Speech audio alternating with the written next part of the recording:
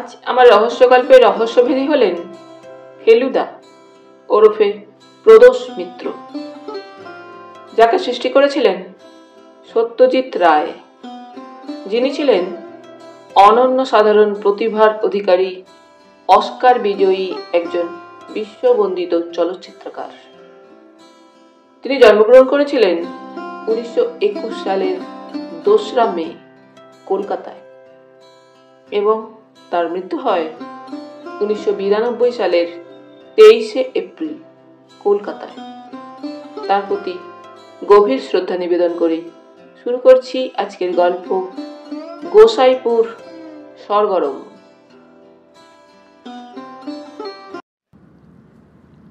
গোসাইপুরে আপনার চেনা একজনকে থাকেন না? রহস্য রোমাঞ্চ ঔপন্যাসিক জটায়ু ওরফে লালমোহন গাঙ্গুলিকে জিজ্ঞেস করলো ফেলুদা। আমরা 3 মাস্কেটিয়ার্স ভিক্টোরিয়া মেমোরিয়াল দেখে হাঁটতে হাঁটতে একেবারে গঙ্গার ধারে পৌঁছে গেছি। প্রিন্সেপ ঘাটের কাছে যে গম্বুজওয়ালা ঘরটা আছে, সেটার মধ্যে বসে চানাচুর আর গঙ্গার হাওয়া খাচ্ছি। সময় হচ্ছে বিকেল 5টা, তারিখ অক্টোবরের 13ই। আমাদের সামনেই জলের মধ্যে একটা বয়া ভাসছে। সেটার ব্যবহার কি সেটা লালমোহনবাবুকে বুঝিয়ে দিয়ে ফেলুদা প্রশ্ন করল।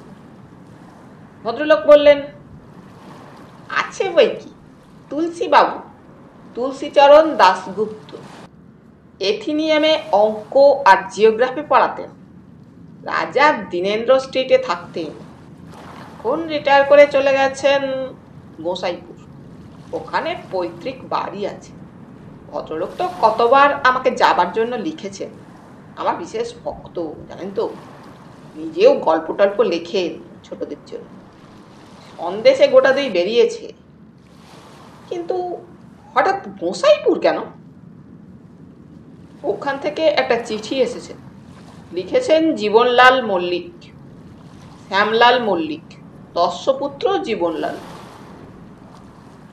বংশ পরিচয় 3য় খণ্ড খুলে দেখলাম গোসাইপুরে জমিদার ছিলেন এই মল্লিকরা। ফেলুদা থামলো। জাহাজ প্রচন্ড জোরে ভোঁ দিয়ে উঠেছে। আজই সকালে গোসাইপুরের চিঠিটা এসেছে সেটা জানি, যদিও তাতে কি লেখা ছিল জানি না। চিঠিটা পড়ে ফেলুদা একটা 4 মিনিট ধরিয়ে কিছুক্ষণ চুপ করে বসেছিল, সেটাই লক্ষ্য করেছিলাম। কি লিখেছেন ভদ্রলোক? লালমোহনবাবু জিজ্ঞেস করলেন। লিখেছেন তার পিতাকে নাকি কেহ বা কাহারা হত্যা করার সংকল্প করেছে। আমি গিয়ে যদি ব্যাপারটার একটা কিনারা করতে পারি, তাহলে উনি বিশেষ কৃতজ্ঞ বোধ করবেন এবং আমাকে উপযুক্ত পারিশ্রমিক প্রদান করবেন। চলুন না মশাই, বললেন লালমোহনবাবু। বেশ তো ঝাড়াঝাপটা এখন। আমার নতুন বই বেরিয়ে গেছে, আপনার হাতেও ইমিডিয়েট কিছু নেই। তাছাড়া হিলি দিল্লি তো অনেক হলো। এবার সাত বদলের জন্য পল্লিগ্রামটা মন্দ কি? কাছেই সেগুনহাটিতে শুনেছি বিরাট মেলা হয় এই সময়টাতে। চলুন স্যার, বেরিয়ে পড়ি। ওদের বাড়িতে নাকি থাকার অসুবিধা আছে, তাই মাইল 3 দূরে শ্রীপুরে কোনো এক চেনা বাড়িতে আমার ব্যবস্থা করবেন বলেছে। সাইকেল রিক্সাতে যাতায়াত। আমার মনে হচ্ছিল গোসাইপুরে থাকতে পারলে সুবিধা হতো, তাই আপনার বন্ধুটির কথা জিজ্ঞেস করলাম। আমার বন্ধু উইল বি ড্যাম গ্ল্যাড। আর আপনি যাচ্ছেন শুনলে তো কথাই নেই। উনি আপনার দারুণ ভক্ত। আর কার কার ভক্ত সেটা জেনে নি। লালমোহনবাবু এই খোঁচা দেওয়া প্রশ্নটাকেও সিরিয়াসলি নিয়ে বললেন, জগদীশ বোসের নাম করতে শুনেছি এককালে। বলতেন অত বড় মনীষী এই পৃথিবীতে নেই। আর গোবরবাবুর কাছে বোধহয় ছেলেবেলা কুস্তি শিখেছে। আর আর ওই যথেষ্ট। গোসাইপুর যেতে গেলে কাটোয়া জংশন নেমে বাস ধরতে হয়। কাটোয়া থেকে 7 মাইল, তার মানে বড়জোর আধ ঘন্টা। শ্যামলাল তস্যপুত্র জীবনলালকে ফেলুদা লিখে দিয়েছিল আমরা আসছি বলে, আর বলেছিল গোসাইপুরেই আমাদের থাকার বন্দোবস্ত হয়েছে। এদিকে তুলসীবাবু জটায়ুর চিঠি পাওয়া মাত্র উত্তর দেন। শুধু যে খুশি হয়েছেন তা নয়, লিখেছেন গোসাইপুর সাহিত্য সংঘ ফেলুদা আর লালমোহনবাবুকে একটা জয়েন্ট সংবর্ধনা দেবার আয়োজন করতে চায়। লালমোহনবাবুর একেবারেই আপত্তি ছিল না, কিন্তু ফেলুদা কথাটা শুনেই চোখ রাঙিয়ে বলল, দেশে ক্রাইম বন্ধ হয়ে গেলে গোয়েন্দাদের হাঁড়ি চড়ে না। কি অবস্থায় কাজ করছি সেটা বুঝতে পারছেন। এতে আমার সংবর্ধনার কি আছে মশাই? আর বলে দিন যে আমার পরিচয়টা দয়া করে যেন গোপন রাখেন, নইলে তদন্তের 12টা বেজে যাবে। লালমোহনবাবুকে বাধ্য হয়ে আদেশ পালন করতে হলো। তবে এটাও লিখলেন যে সংবর্ধনা নিতে ওর নিজের কোনো বাধা নেই। এই অনুষ্ঠানের কথা ভেবেই বোধহয় উনি নীল সুতোয় চিকনের কাজ করা একটা মখমলের পাঞ্জাবি সঙ্গে নিলেন। তুলসীবাবু জানিয়ে রেখেছিলেন যে গোসাইপুর গ্রামে ঢোকবার মুখে যোগেশের মুদির দোকানে তিনি আমাদের জন্য অপেক্ষা করবেন। সেখান থেকে তার বাড়ি 10 মিনিটের হাঁটা পথ। কাটোয়া থেকে বাস ধরে গোসাইপুর যাবার পথে একটা পালকি দেখে বেশ অবাক লাগলো। ফেলুদা আর লালমোহনবাবুকেও দেখলাম ঘাড় ফিরিয়ে কিছুক্ষণ দেখলো পালকিটাকে। কোন সেঞ্চুরিতে এসে বললাম মশাই, বললেন লালমোহনবাবু। গোসাইপুরে বিজলি পৌঁছেছে তো? এতটা অচপাড়াগা বলে তো আমার ধারণা ছিল না। বাসের কন্ডাক্টর যোগেশের দোকানের নাম জানে, তাকে বলা ছিল। ঠিক জায়গায় চেরা গলায় গোসাইপুর গোসাইপুর বলে দুটো চিৎকার দিয়ে বাস থামিয়ে আমাদের নামিয়ে দিল। যে ভদ্রলোক লালমোহনবাবুর দিকে হাসি মুখে এগিয়ে এলেন, তিনি যে এককালে স্কুল মাস্টার ছিলেন সেটা আর বলে দিতে হয়। ভদ্রলোকের হাতে তাপ্পি মারা ছাতা, পায়ে ব্রাউন কেটস জুতো, চোখে চশমা, পরনে হাফ পাঞ্জাবি আর খাটো করে পরা ধুতি, আর বগলে একটা মানধাতার আমলের পুরানো ন্যাশনাল জিওগ্রাফিক ম্যাগাজিন। ফেলুদার সঙ্গে পরিচয় করে দিতে ভদ্রলোক হেসে চোখ টিপে বললেন, আপনার আদেশ পালন করেছি, কোনো চিন্তা নেই। আপনি হলেন ট্যুরিস্ট, হোল লাইফ কানাডায় কাটিয়েছেন, দেশে ফিরে পাড়াগা দেখার শখ হয়েছে। ভাবলাম আপনি যদি তদন্তের ব্যাপারেই এসে থাকেন, তাহলে তল্লাশির জন্য এখানে সেখানে ঘাপটি মারতে হতে পারে। কাজেই সেফ সাইডে থাকা ভালো। টুরিস্টদের উগ্র কৌতূহল থাকে, সেটা সকলেই জানে। আপনার বাড়িতে কানাডা সম্বন্ধে তথ্যওয়ালা বই আছে আশা করি? ফেলুদা হেসে বলল, কোনো চিন্তা নেই। আবার বললেন তুলসীবাবু। তারপর লালমোহনবাবুর দিকে ফিরে বললেন, আর গাঙ্গুলি ভাইয়া, তোমাকে কিন্তু একটা ঝক্কি পোয়াতে হচ্ছে। পরশু অর্থাৎ শুক্রবার আমাদের নিউ প্রাইমারি স্কুলে একটা ফাংশন অ্যারেঞ্জ করছি। সুরেশ চাকলাদার উকিল পৌরোহিত্য করবেন। কিছু না, একটু নাচ গান, দুটো আবৃত্তি, দুটো ভাষণ, এই আর কি। আমাদের পোস্টমাস্টার হরিহরের ছেলে বলদেব ভালো ছবি আঁকে, সে একটা মানপত্র লিখছে। ভাষাটা অবশ্যই আমার। অলঙ্কারের আবার বেশি বাড়াবাড়ি। কাঁচা রাস্তায় কিসে জানি ঠোক্কর খাওয়াতে লালমোহনবাবুর কথা শেষ হলো না, কিন্তু বাকিটা বুঝে নিয়েই তুলসীবাবু বললেন, তা এসব ব্যাপারে একটু তো বাড়াবাড়ি হবেই। আর তোমার মতো সাকসেসফুল অথর আর কটা এসেছে বলো এখানে? লাস্ট এসেছিল পরীক্ষিত চাটুর্যে, তাও 67। ফেলুদা বলল, আসবার পথে একটা পালকি দেখলাম, এদিকে এখনো পালকি ব্যবহার হয় নাকি? শুধু পালকি? তুলসীবাবুর ছাতার বাড়িতে একটা বাছুরকে পথ থেকে সরিয়ে বললেন, আপনি বিগত যুগের কোন জিনিসটা চান বলুন? পাইক বরকন্দাজ পাবেন, হুঁকো বর্তার পাবেন, টানা পাখা পাবেন, ল্যাম্প, পিদিম, পিলসুজ পাবেন। কিন্তু এখানে তো ইলেকট্রিসিটি আছে দেখছি। সব জায়গাতেই আছে, কেবল যেখানে সবচাইতে বেশি থাকার কথা সেইখানেই নেই। কোথায় মশাই? লালমোহনবাবু প্রশ্ন করলেন। মল্লিকদের বাড়ি। আমরা তিনজনেই অবাক হয়ে ভদ্রলোকের দিকে চাইলাম। মল্লিক মানে শ্যামলাল মল্লিক? ফেলুদা জিজ্ঞেস করল। ওই একটি তো মল্লিক গোসাইপুরে, এখানকার জমিদার ছিলেন ওরা। দুর্লভ মল্লিকের নামে বাঘে গরুতে এক ঘাটে জল খেত। শ্যামলাল তার ছেলে। জমিদারি উচ্ছেদ হবার পর কলকাতায় গিয়ে প্লাস্টিকের ব্যবসা করে বিস্তর টাকা করেছিল। একদিন অন্ধকারে হাতড়ে ঘরে সুইচ জ্বালতে গেছিল। সুইচ বোর্ডে একটা খোলা তার ছিল, তাতে হাত লেগে যায়। বেশি কারেন্ট মশাই, হাত আটকে গিয়ে হুলস্থুল ব্যাপার। হাসপাতালে ছিল বেশ কিছুদিন। বেরিয়ে এসে ব্যবসা ছেলের হাতে তুলে দিয়ে গোসাইপুর চলে আসে। এসেই ইলেকট্রিক কানেকশন কেটে দেয়। শুধু সে হলে না হয় তবু বোঝা যেত। সঙ্গে সঙ্গে বিংশ শতাব্দী সব কিছু বাতিল করে দিয়েছে। চুরুট ছেড়ে গড়গড়া ধরেছে। ফাউন্টেন পেন ব্যবহার করে না, টুথব্রাশের বদলে দাঁতন। ইংরেজি বই যা ছিল বাড়িতে সব বেচে দিয়েছে। নিজের গাড়িটা বেচে দিয়েছে, তার জায়গায় পালকি হয়েছে। একটা পুরানো ভাঙা পালকি বাড়িতেই ছিল, সেটাকে সারিয়ে নিয়েছে। তার জন্য 4টে বেহারা বহাল হয়েছে। বিলিতি ওষুধ যা ছিল সব নর্দমায় ফেলে দিয়েছে। এখন অনলি কোভরেজ।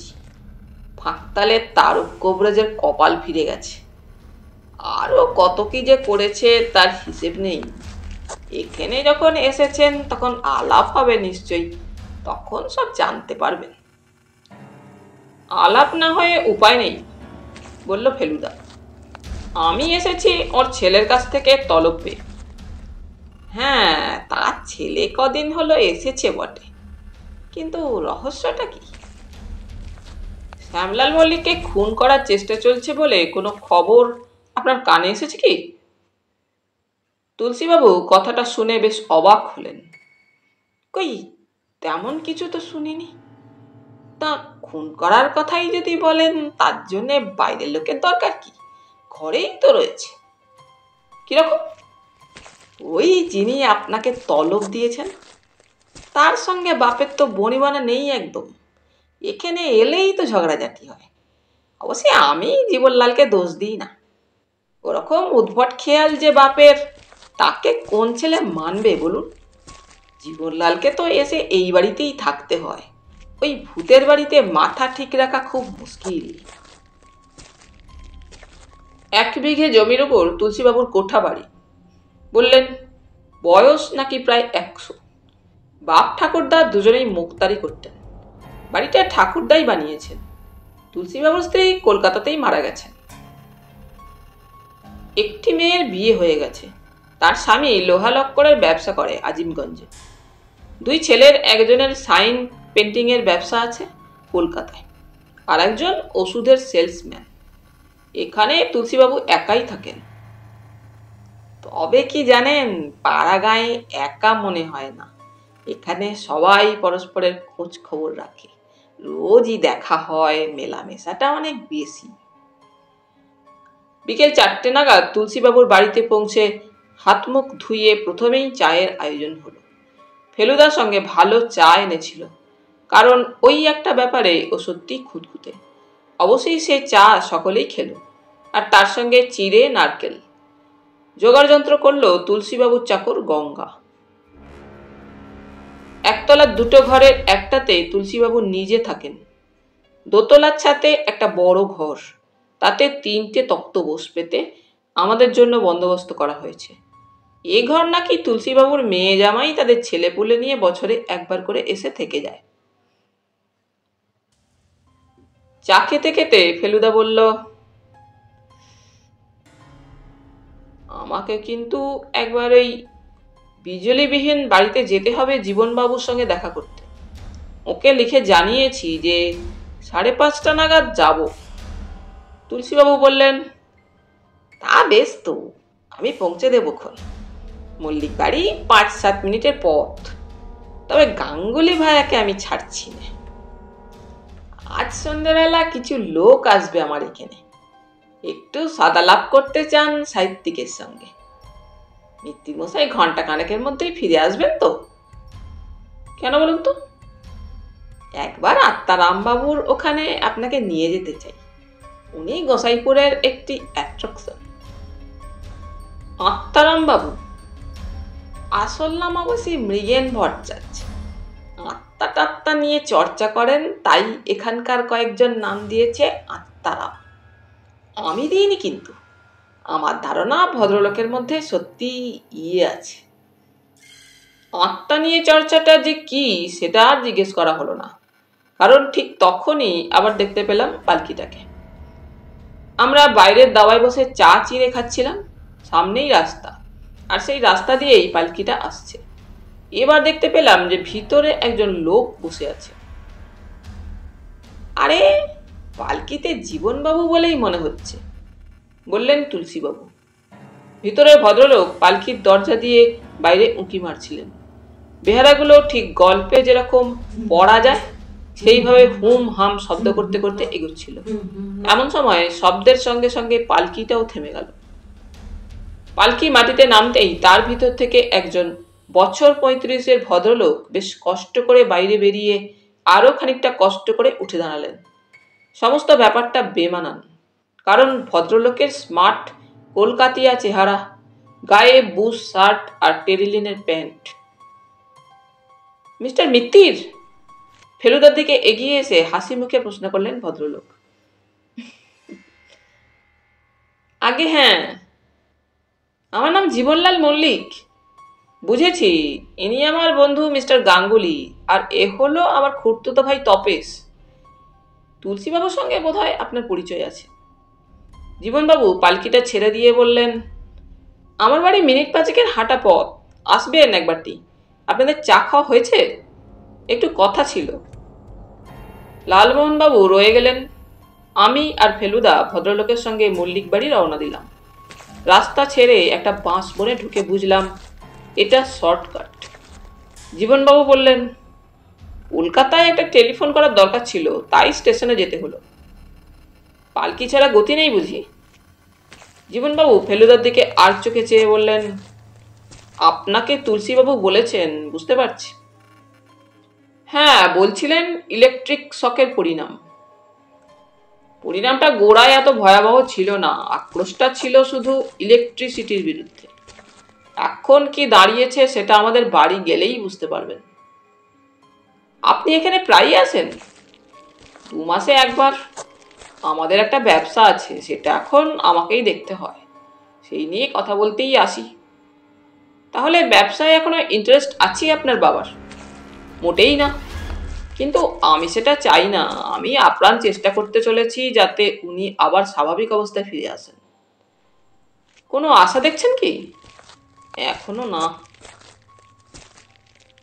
মল্লিক বাড়িও যে অনেক দিনের পুরানো সেটা বলে দিতে হয় না, তবে মেরামতের দরুন বাড়িটাকে আর পোড়ো বলা চলে না। প্রাসাদ না হলেও অট্টালিকা নিশ্চয়ই বলা চলে এ বাড়িকে। ফটক দিয়ে ঢুকে ডাইনে একটা বাঁধানো পুকুর। বাড়ির দুপাশের ফাঁক দিয়ে পিছনে গাছপালা দেখে মনে হয় ওদিকে একটা বাগান রয়েছে। পাঁচিলটা মেরামত হয়নি, তাই এখানে ওখানে ফাটল ধরেছে। কয়েক জায়গায় আবার দেওয়াল ভেঙেও পড়েছে। ফটকে একজন দারোয়ান দেখলাম, যার হাতে সরকি আর ঢাল দেখে মনে হলো কোনো ঐতিহাসিক নাটকে নামার জন্য তৈরি হয়েছে। সদর দরজার পাশেই ঠিক ওই রকমই হাস্যকর পোশাক পরা একজন বরকন্দাজ জীবনবাবুকে দেখে এক পেল্লায় সেলাম ঠুকল। এই থমথমে পরিবেশেও এই ধরনের সব অবিশ্বাস্য ব্যাপার দেখে হাসি পাচ্ছিল। আমরা একতলাতেই বৈঠকখানায় ফরাসের উপর বসলাম। ঘরে চেয়ার নেই, দেওয়ালে যা ছবি আছে সবই হয় দেবদেবীর, না হয় পৌরাণিক ঘটনার। দেওয়ালের আলমারির একটা তাকে গোটা 10 বাংলা বই দেখলাম, বাকি তাকগুলো মনে হয় খালি। আপনাদের পাখা লাগবে নাকি? তাহলে দাশুকে লাগিয়ে দিই। এতক্ষণ লক্ষ্য করিনি, এবার দেখলাম মাথার উপর ঝালরওয়ালা ডবল মাদুর একটা কাঠের ডান্ডা থেকে ঝুলছে, আর ডান্ডাটা ঝুলছে সিলিংয়ে 2টো আংটা থেকে। ডান্ডা থেকে দড়ি বেরিয়ে বাঁদিকের একটা দরজার উপর দেওয়াল ফুঁড়ে বারান্দায় চলে গেছে। এই হলো টানা পাখা, যেটা টানা হয় বারান্দা থেকে আর হাওয়া হয় ঘরে। অক্টোবর মাস, সন্ধে হয়ে এসেছে, তাই গরম নেই, পাখার আর দরকার হলো না। এটা কি জানেন? জীবনবাবু আলমারিটা খুলে তার থেকে একটা গামছা টাইপের চারকোনা কাপড় বার করে ফেলুদাকে দেখালেন। সেটার বিশেষত্ব এই যে তার এক কোণে গেরো দিয়ে বাঁধা হয়েছে একটা পাথরের টুকরো। গামছাটা হাতে নিয়ে ফেলুদার ভুরু কুঁচকে গেল। সে পাথরের উল্টো দিকের কোণাটা হাতে নিয়ে গামছাটা বার কয়েক শূন্যে ঘুরিয়ে বলল, তো সে উঠে দাঁড়াতো।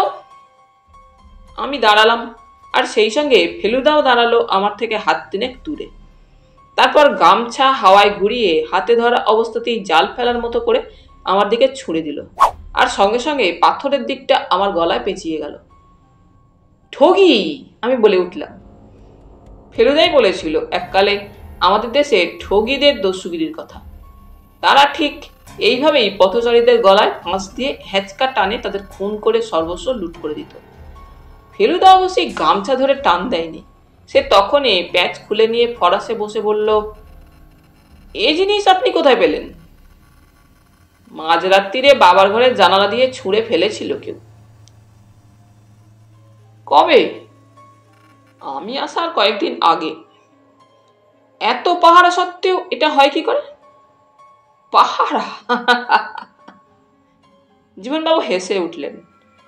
পাহারা তো শুধু পোশাকের বাহারে মশাই, মানুষগুলো তো সব গেঁয়ো ভূত, কুঁড়ের হদ্দ।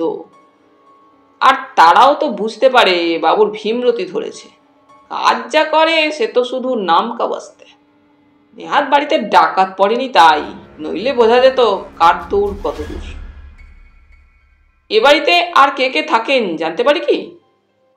বাবা ছাড়া আর আছেন আমার বিধবা ঠাকুমা, তিনি প্রাচীন আমলের লোক, তাই দিব্যি আছেন।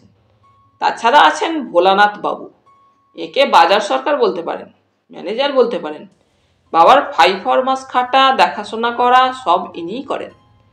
বাবার অসুখ বিসুখ হলে কবিরাজ ডাকতে হয়, সেটিও ইনিই করেন। কোনো কাজে শহরে যাবার দরকার হলে ইনিই যান।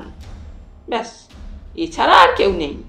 অবশ্যই চাকর আছে, একটি রান্নার লোক, 2টি দারোয়ান, এমনি একটি চাকর, এরা বাড়িতেই থাকে। পালকির লোক আর পাংখাওয়ালা কাছেই গ্রাম থেকে আসে। এই ভোলানাথ বাবু কোথাকার লোক? কদিন আছেন? উনি এই গ্রামেরই লোক, আমাদের প্রজা ছিলেন। বাপ ঠাকুরদা চাষবাস করত। ভোলাবাবু নিজে স্কুলে পড়েছেন, বেশ বুদ্ধিমান ছেলে ছিলেন। এখন বয়স 60-এর কাছাকাছি। উনি কি আপনার পিতামহ?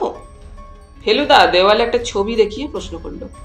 বিরাট একজোড়া পাকানো গোঁপ নিয়ে এক জমিদার বাঁ হাত শ্বেত পাথরের টেবিলের উপর রেখে ডান হাতে একটা রূপোয় বাঁধানো লাঠি ধরে চেয়ারে বসে আছেন। দেখলেই মনে হয় যাকে বলে দুর্দণ্ড প্রতাপ। হ্যাঁ, উনিই দুর্লভ সিংহ, যার নামে বাঘে গরুতে এক ঘাটে জল খেত। জীবনবাবু হেসে উঠলেন। বাঘ অবশ্যই এককালে থাকলেও ঠাকুরদার আমলে ছিল না। তবে হ্যাঁ, ডাক সাইডে জমিদার ছিলেন ঠিকই, এবং সেমফুলি অত্যাচারী।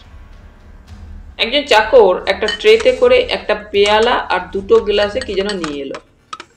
তাহলে চায়ের পাট উঠিয়ে দেননি আপনার বাবা? আলবাত দিয়েছেন। এটা অবশ্যই চা না, কফি। আমার নিজের একটি কাপ এবং একটি নেসক্যাফে আমি সঙ্গে করে নিয়ে আসি। সকাল সন্ধে একতলায় বসে খাই, তাই আপনাদের জন্য গেলাস। কিছু মনে করবেন না। মনে করবো কেন? এ তো খাঁটি মাদ্রাজি সিস্টেম। কমলা বিলাসে এইভাবে কাঁসার পাত্রে খেয়েছি কফি।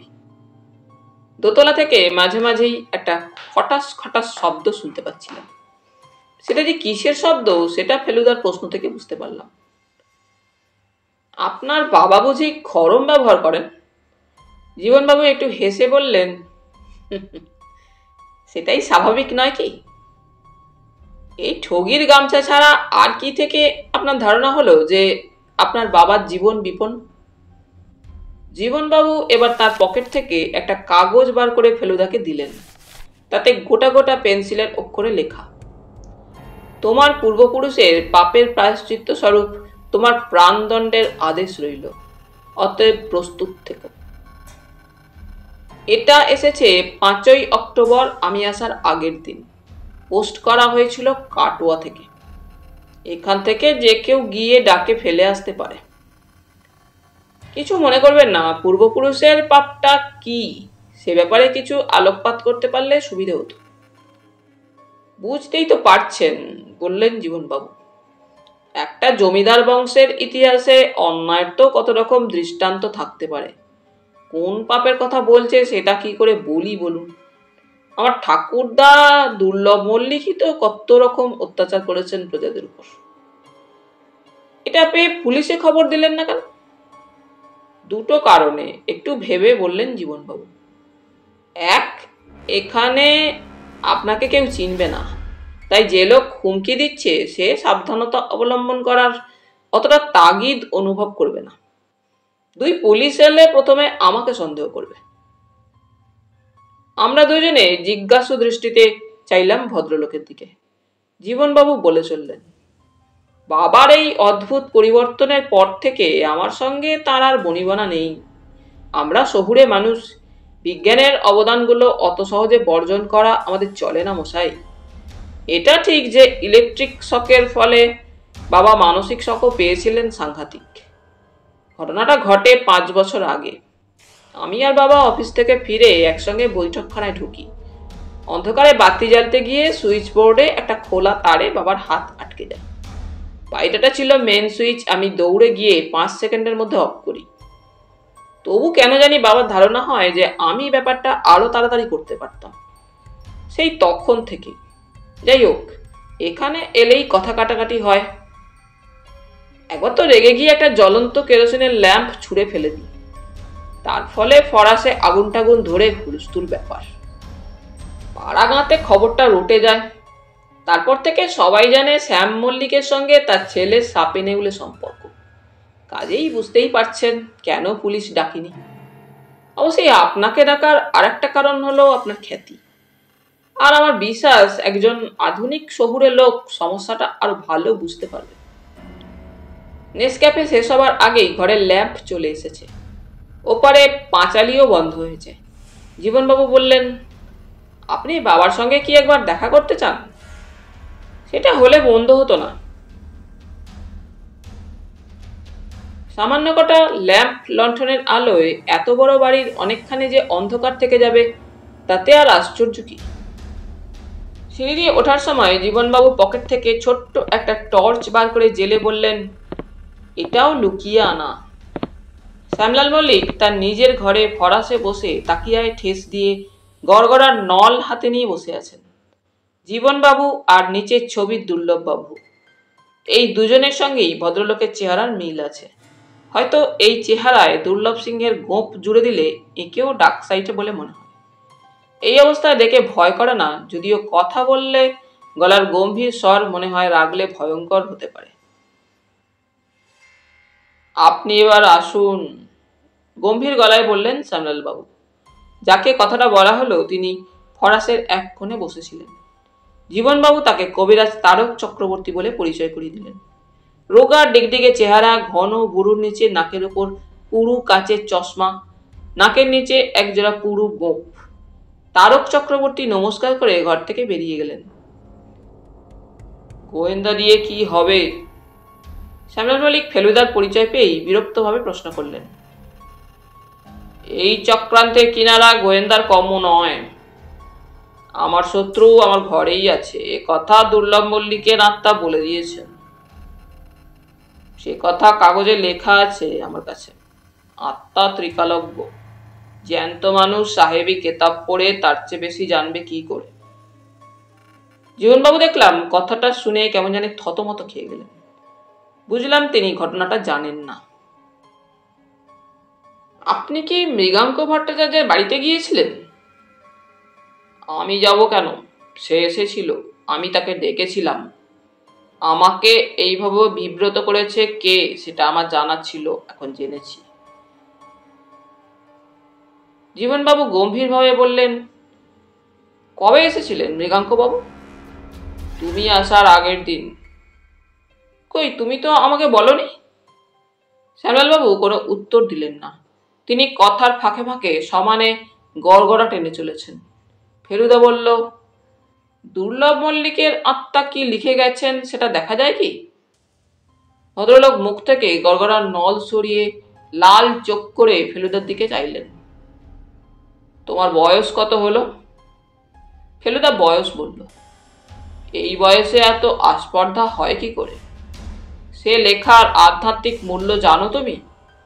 সেটা কি যাকে তাকে দেখাবার জিনিস? আমায় মাফ করবেন, ফেলুদা খুব শান্তভাবেই বলল। আমি শুধু জানতে চেয়েছিলাম আপনার সংকট থেকে কোনো মুক্তির উপায় আপনার পরলোকগত পিতা বলেছেন কিনা। সেটার জন্য কাগজটা দেখবার কি দরকার? আমাকে জিজ্ঞেস করলেই তো হয়। মুক্তির উপায় একটাই, শত্রুকে বিদায় করো। কয়েক মুহূর্ত সবাই চুপ। তারপর ধীর কণ্ঠে জীবনলাল বললেন, তুমি তাহলে আমায় চলে যেতে বলছো? আমি কি তোমাকে আসতে বলেছি কোনোদিন? জীবনবাবু দেখলাম ছাড়বার পাত্র নন। বললেন, বাবা, তুমি আমার চেয়ে ভোলানাথ বাবুর উপর বেশি আস্থা রাখছো। বোধহয় তার পারিবারিক ইতিহাসটা ভুলে যাচ্ছ। ভোলানাথ বাবুর বাবা খাজনা দিতে দেরি করায় দুর্লভ মল্লিকের লোক গিয়ে তার ঘরে আগুন লাগিয়ে দিয়েছিল। আর মূর্খ! মল্লিক মশাই দাঁত খিচিয়ে বলে উঠলেন, ভোলানাথ তখন ছিল শিশু। ঘটনা 60 বছরে সে প্রতিশোধ নেবে আমাকে হত্যা করে। এমন কথা শুনলে লোকে হাসবে, সেটা বুঝতে পারছো না? আমরা আর বসলাম না। চলুন আপনাদের পৌঁছে দিয়ে আসি, বাইরে এসে বললেন জীবনবাবু। আপনারা শর্টকাট চিনে ফিরতে পারবেন না। ফটক থেকে বেরিয়ে এসে ভদ্রলোক বললেন, আপনাকে ডেকে এনে আমি ঝামেলার মধ্যে ফেলতে চাইনি।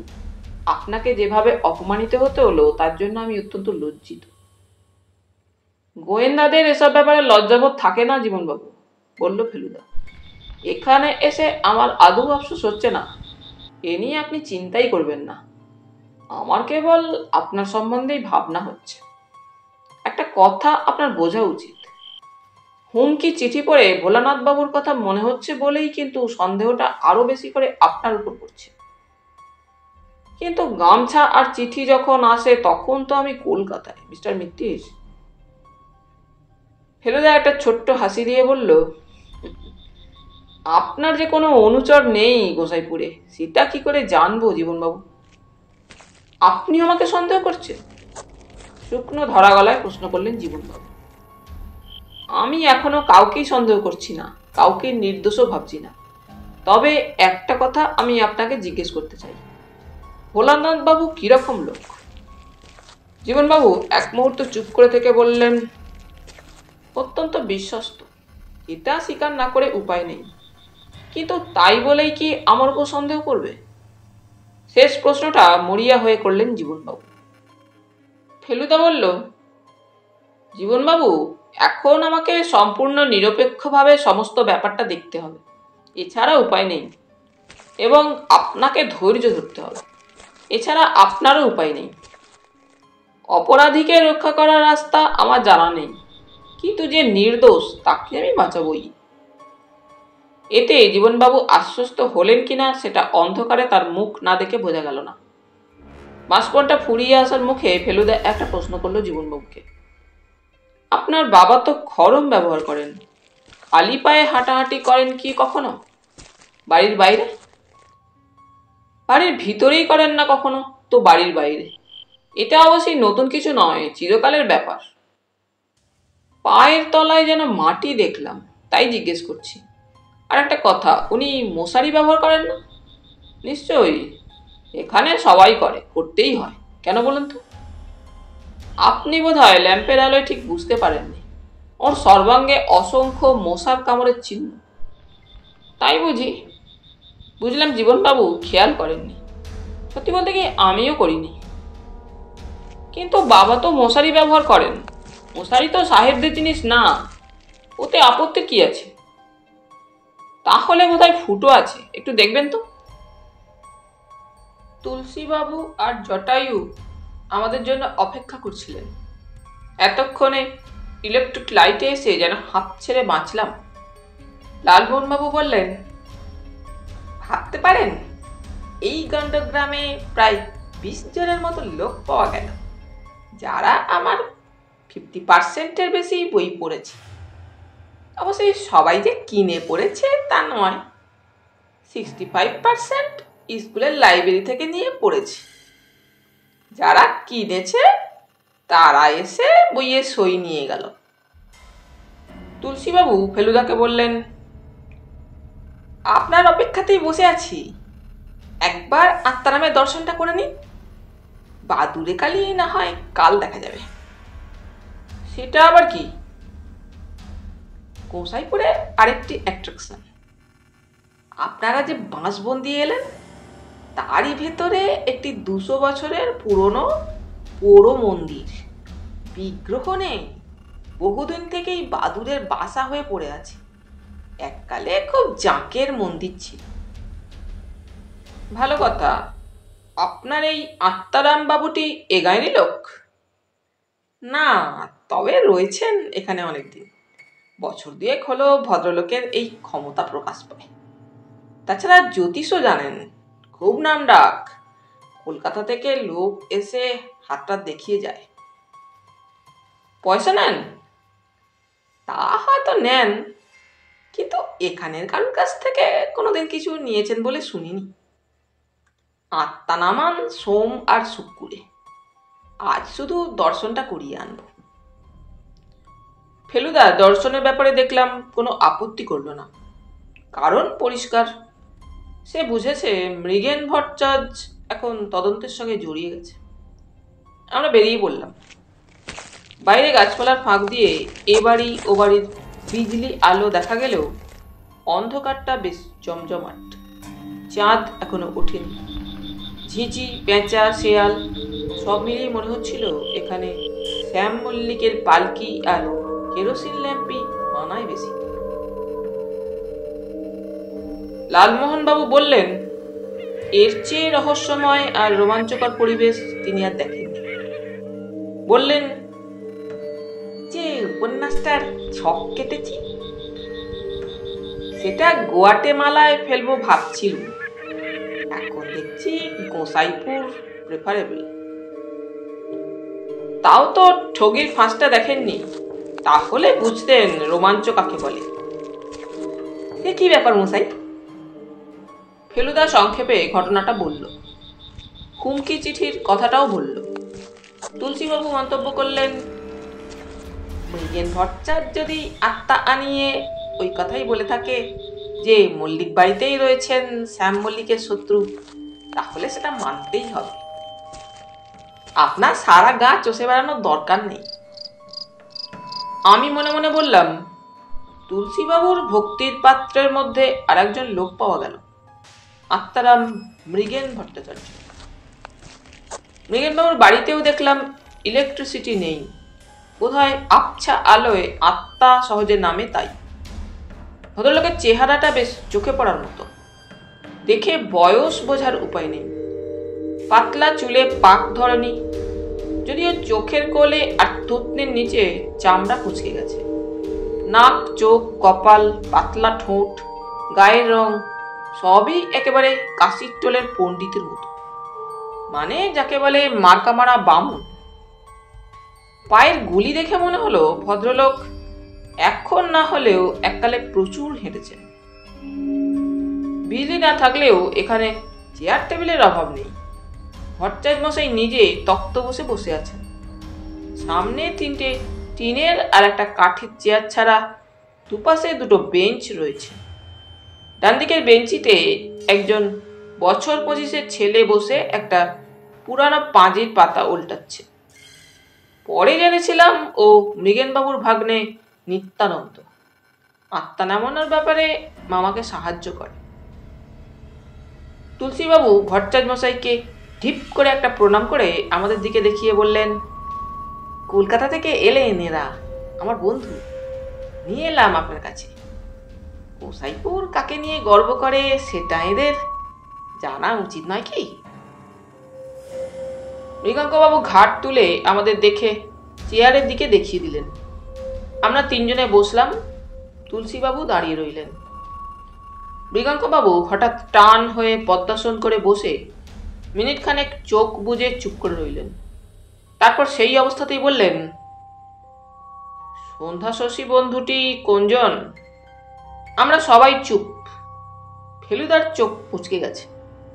লালমোহনবাবু বললেন, আগে ওই নামে তো কেউ। তুলসীবাবু ঠোঁটে আঙুল দিয়ে তাকে থামিয়ে দিলেন। প্রদোষচন্দ্র মিত্র আমার নাম, হঠাৎ বলে উঠল ফেলুদা। সত্যি তো, প্রদোষ মানে সন্ধ্যা, চন্দ্র হলো শশী, আর মিত্র হলো বন্ধু। ভট্টাচার্যমশাই চোখ খুলে ফেলুদার দিকে মুখ ঘোরালেন। তুলসীবাবু দেখি বেশ গর্ব গর্ব ভাব করে ফেলুদার দিকে চেয়ে আছেন।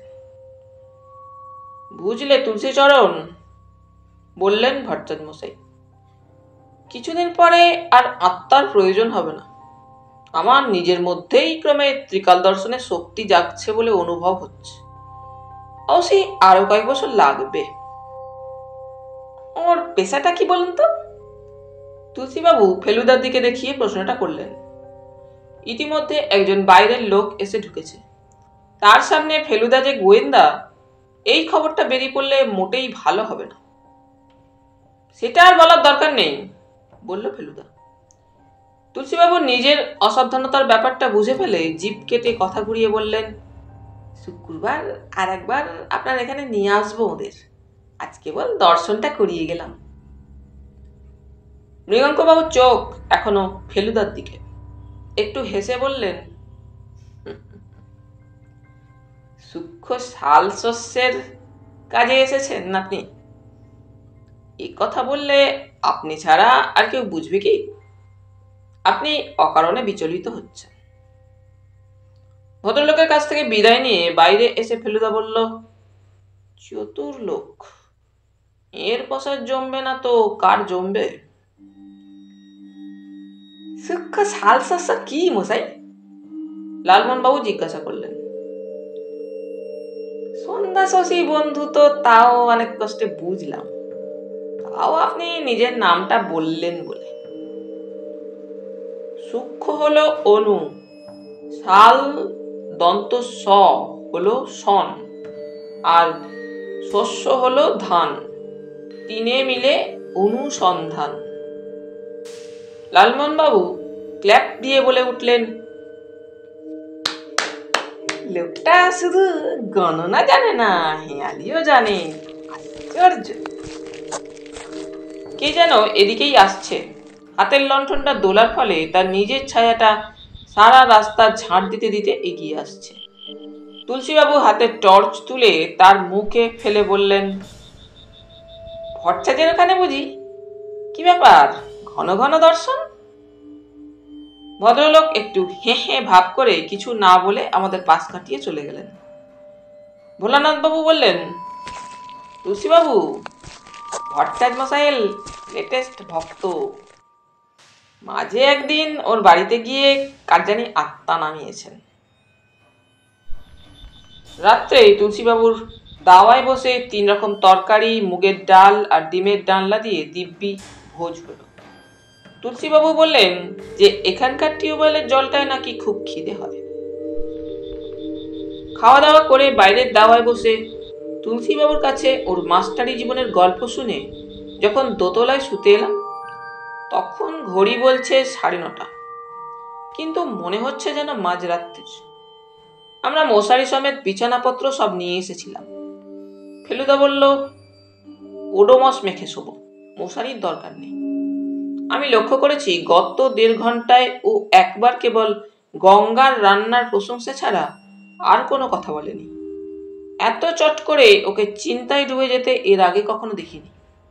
লালমোহনবাবু বললেন, ওর সংবর্ধনার স্পিচটা তৈরি করে রাখতে হবে, তাই উনি একটা লণ্ঠন চেয়েছেন, কারণ ঘরে বাতি জ্বালিয়ে রাখলে আমাদের ঘুমের ব্যাঘাত হবে। আমি বিছানায় শুয়ে ফেলুদাকে একটা প্রশ্ন না করে পারলাম না। তোমার নাম আর পেশা কি করে বলে দিল বলো তো? আমার মনের অনেকগুলো প্রশ্নের মধ্যে ওটাও একটা রে তোপসে। তবে অনেক লোকের অনেক পিকিউলিয়ার ক্ষমতা থাকে, যার কোনো ব্যাখ্যা পাওয়া যায় না। লালমোহনবাবু বললেন, আমাকে এভাবে সে ইগনোর করলো কেন বলুন তো? সারা গাঁয়ের লোক আপনাকে অভ্যর্থনা দিতে চলেছে, আর একটি লোক আপনার নামে হেয়ালি বাঁধল না বলে আপনি মুষড়ে পড়লেন। তাহলে বোধহয় আমার নাম থেকে হেয়ালি হয় না, তাই। ফেলুদা দুটো ধোঁয়ার রিং ছেড়ে বলল, রক্তবরণ মুগ্ধকরণ, নদী পাশে যাহা বিধিলে মরণ। কেমন হলো? কিরকম কিরকম বলে উঠলেন লালমোহনবাবু। ফেলুদা এত ফস করে ছড়াটা বলেছে যে দুজনের কেউই ঠিকমতো ধরতে পারেনি। ফেলুদা আবার বলল, রক্তবরণ মুগ্ধকরণ, নদী পাশে যাহা বিধিলে মরণ। দাঁড়ান দাঁড়ান, রক্তবরণ লাল আর মুগ্ধকরণ মোহন, আমি চেঁচিয়ে বলে উঠলাম। ইয়েস, লালমোহন, কিন্তু গাঙ্গুলি? ওহো, নদী হলো গাং আর গুলি বিধিলে মরণ। ওহ, ব্রিলিয়েন্ট মশাই, কি করে যে আপনার মাথায় এত আসে জানি না। আপনি থাকতে সংবর্ধনাটা আমাকে দেওয়ার কোনো মানেই হয় না। ভালো কথা, স্পিচটা তৈরি হলে একটু দেখে দেবেন তো? পরদিন সকালে গ্রামটা ঘুরে দেখে আমরা জাগরণী ক্লাবের বাড়িতে সিরাজউদ্দৌলা নাটকের রিহার্সাল দেখতে গেলাম। ফেলুদা অভিনেতাদের সঙ্গে আলাপ করে তাদের ক্যানাডিয়ান থিয়েটার সম্বন্ধে একটা ছোটখাটো বক্তৃতা দিয়ে ফেলল। সেখানেই আলাপ হলো গোসাইপুরের একমাত্র মূকাভিনেতা বেনি মাধবের সঙ্গে। বললেন, শুক্রবার বিকেলে আমাদের বাড়িতে এসে তার আর্ট দেখিয়ে যাবেন। দেখবেন স্যার, ফ্ল্যাট ছাদের ওপর সিঁড়ি বেয়ে ওঠা দেখিয়ে দেব। ঝড়ের মধ্যে মানুষের অভিব্যক্তি কিরকম হয়, স্যাড থেকে ছরকম চেঞ্জের মধ্যে দিয়ে হ্যাপিতে নিয়ে যাওয়া, সব দেখিয়ে দেব। বিকেলে সেগুনহাটির মেলা দেখতে গেলাম। সেখানে নাগরদোলায় চড়ে চা, চিকেন কাটলেট আর রাজভোগ খেয়ে স্পাইডার লেডির বিভৎস ভেলকি দেখে 13.5 টাকার খুচরো জিনিস কিনে গোসাইপুর যখন ফিরলাম তখন 6টা বাজে। আকাশে আলো আছে দেখেই বোধহয় ফেলুদা বলল, একবার মল্লিক বাড়িতে জীবনবাবুর সঙ্গে দেখা করে যাবে। তুলসীবাবু বললেন, বাড়ি গিয়ে আমাদের জন্য অপেক্ষা করবেন। সদর দরজায় পৌঁছানোর আগেই জীবনবাবু বেরিয়ে এলেন। বললেন, ওর ঘরের জানালা দিয়েই অনেক আগেই আমাদের দেখতে পেয়েছেন। তারপর ফেলুদার প্রশ্নের উত্তরে বললেন যে নতুন কোনো খবর নেই, আপনাদের বাগানটা একটু দেখতে পারি? নিশ্চয়ই, বললেন জীবনবাবু, আসুন আমার সঙ্গে। বাগানটা অবশ্যই ফুলের বাগান নয়, এখানে বেশিরভাগই বড় বড় গাছ আর ফলের গাছ। ফেলুদা ঘুরে ঘুরে কি দেখছে তা ওই জানে। একবার এক জায়গা থেমে মাটিটার দিকে যেন একটু বেশিক্ষণ করে দেখল। এরই ফাঁকে আবার মল্লিক বাড়ির দোতলার পিছনের বারান্দা থেকে, কে রে, কে ওখানে, বলে জীবনবাবুর ঠাকুমা চেঁচিয়ে উঠলেন। তাতে জীবনবাবুকে আবার উল্টে চেঁচিয়ে বলতে হলো, কেউ না ঠাকুমা, আমরা। ও তোরা, উত্তর দিলেন ঠাকুমা। আমি রোজই যেন দেখি কারা ঘুরঘুর করে ওখানে। আপনার ঠাকুমার দৃষ্টিশক্তি কেমন, জিজ্ঞেস করলো ফেলুদা। খুবই কম, বললেন জীবনবাবু, এবং তার সঙ্গে মানানসই শ্রবণ শক্তি। বাগান এমনিতে তেমন দেখাশোনা হয় না, ওই ভোলানাথ বাবুই যা দেখেন। রাত্রে লোক থাকে এদিকে? রাত্রে? মাথা খারাপ, রাত জেগে বাগানে টহল দেবে এরা? সদর দরজায় তালা দেওয়া থাকে আশা করি। ওটা ভোলানাথ বাবুর ডিউটি, তবে আমি থাকলে আমি চাবি বন্ধ করি, চাবি আমার কাছেই থাকে। ভোলানাথ বাবুর সঙ্গে আলাপ হয়নি, তাকে একবার ডাকতে পারেন? ভোলানাথ বাবুকে দিনের আলোয় দেখে মনে হলো তিনি শহুরে লোকের মতো ধুতি শার্ট পরলেও তার চেহারায় এখনো অনেকখানি তার পূর্বপুরুষের ছাপ রয়ে গেছে। খালি গা করে মাঠে নিয়ে হাতে লাঙল ধরিয়ে দিলে খুব বেমানান হবে না। আমরা বাড়ির সামনে বাঁধানো পুকুরের ঘাটে বসে কথা বললাম। বর্ষার জলে পুকুর প্রায় কানায় কানায় ভরে আছে, আর সারা পুকুর ছেয়ে আছে শালুকে। নবীন বলে একটি চাকরকে লেবুর শরবত আনতে বললেন জীবনবাবু। চারিদিক অদ্ভুত রকম নিস্তব্ধ, কেবল দূরে কোত্থেকে জানি চি চি করে শোনা যাচ্ছে ট্রানজিস্টরের গান। ওটা না হলে সত্যিই যেন মনে হতো আমরা কোন আদ্যিকালে ফিরে গেছি। মৃগাঙ্ক বাবু আপনাদের বাড়িতে একবারই এসেছেন? ভোলানাথ বাবুকে জিজ্ঞেস করলো ফেলুদা। সম্প্রতি একবারই এসেছেন। তার আগেও এসেছেন কয়েকবার। কাটোয়া থেকে আষাঢ় মাসে মদন গোসাইয়ের দল এলো, তখন মৃগাঙ্ক বাবুই তাদের নিয়ে এসে কর্তাকে কীর্তন শুনিয়ে যান। এমনিতেও বার কয়েক একা আসতে দেখেছি। মনে হয় কর্তা একটা কুষ্ঠি ছকে দেবার কথা বলছিলেন। সে কুষ্ঠি হয়েছে? আগে তা বলতে পারবো না। এবার যে এলেন তার ব্যবস্থা কে করলো? আগে কর্তা নিজেরই ইচ্ছা ছিল, আর কবরেজ মশাইও বললেন, আর আগে আমিও বলেছিলাম। আপনার তো যাতায়াত আছে ভট্টাচ বাড়িতে? আগে হ্যাঁ। ভক্তি হয়? ভোলানাথ বাবুর মাথা হেঁট হয়ে গেল। আগে কি আর বলবো বলুন। আমার মেয়ের নাম ছিল লক্ষ্মী। যেমন নাম তেমনি মেয়ে।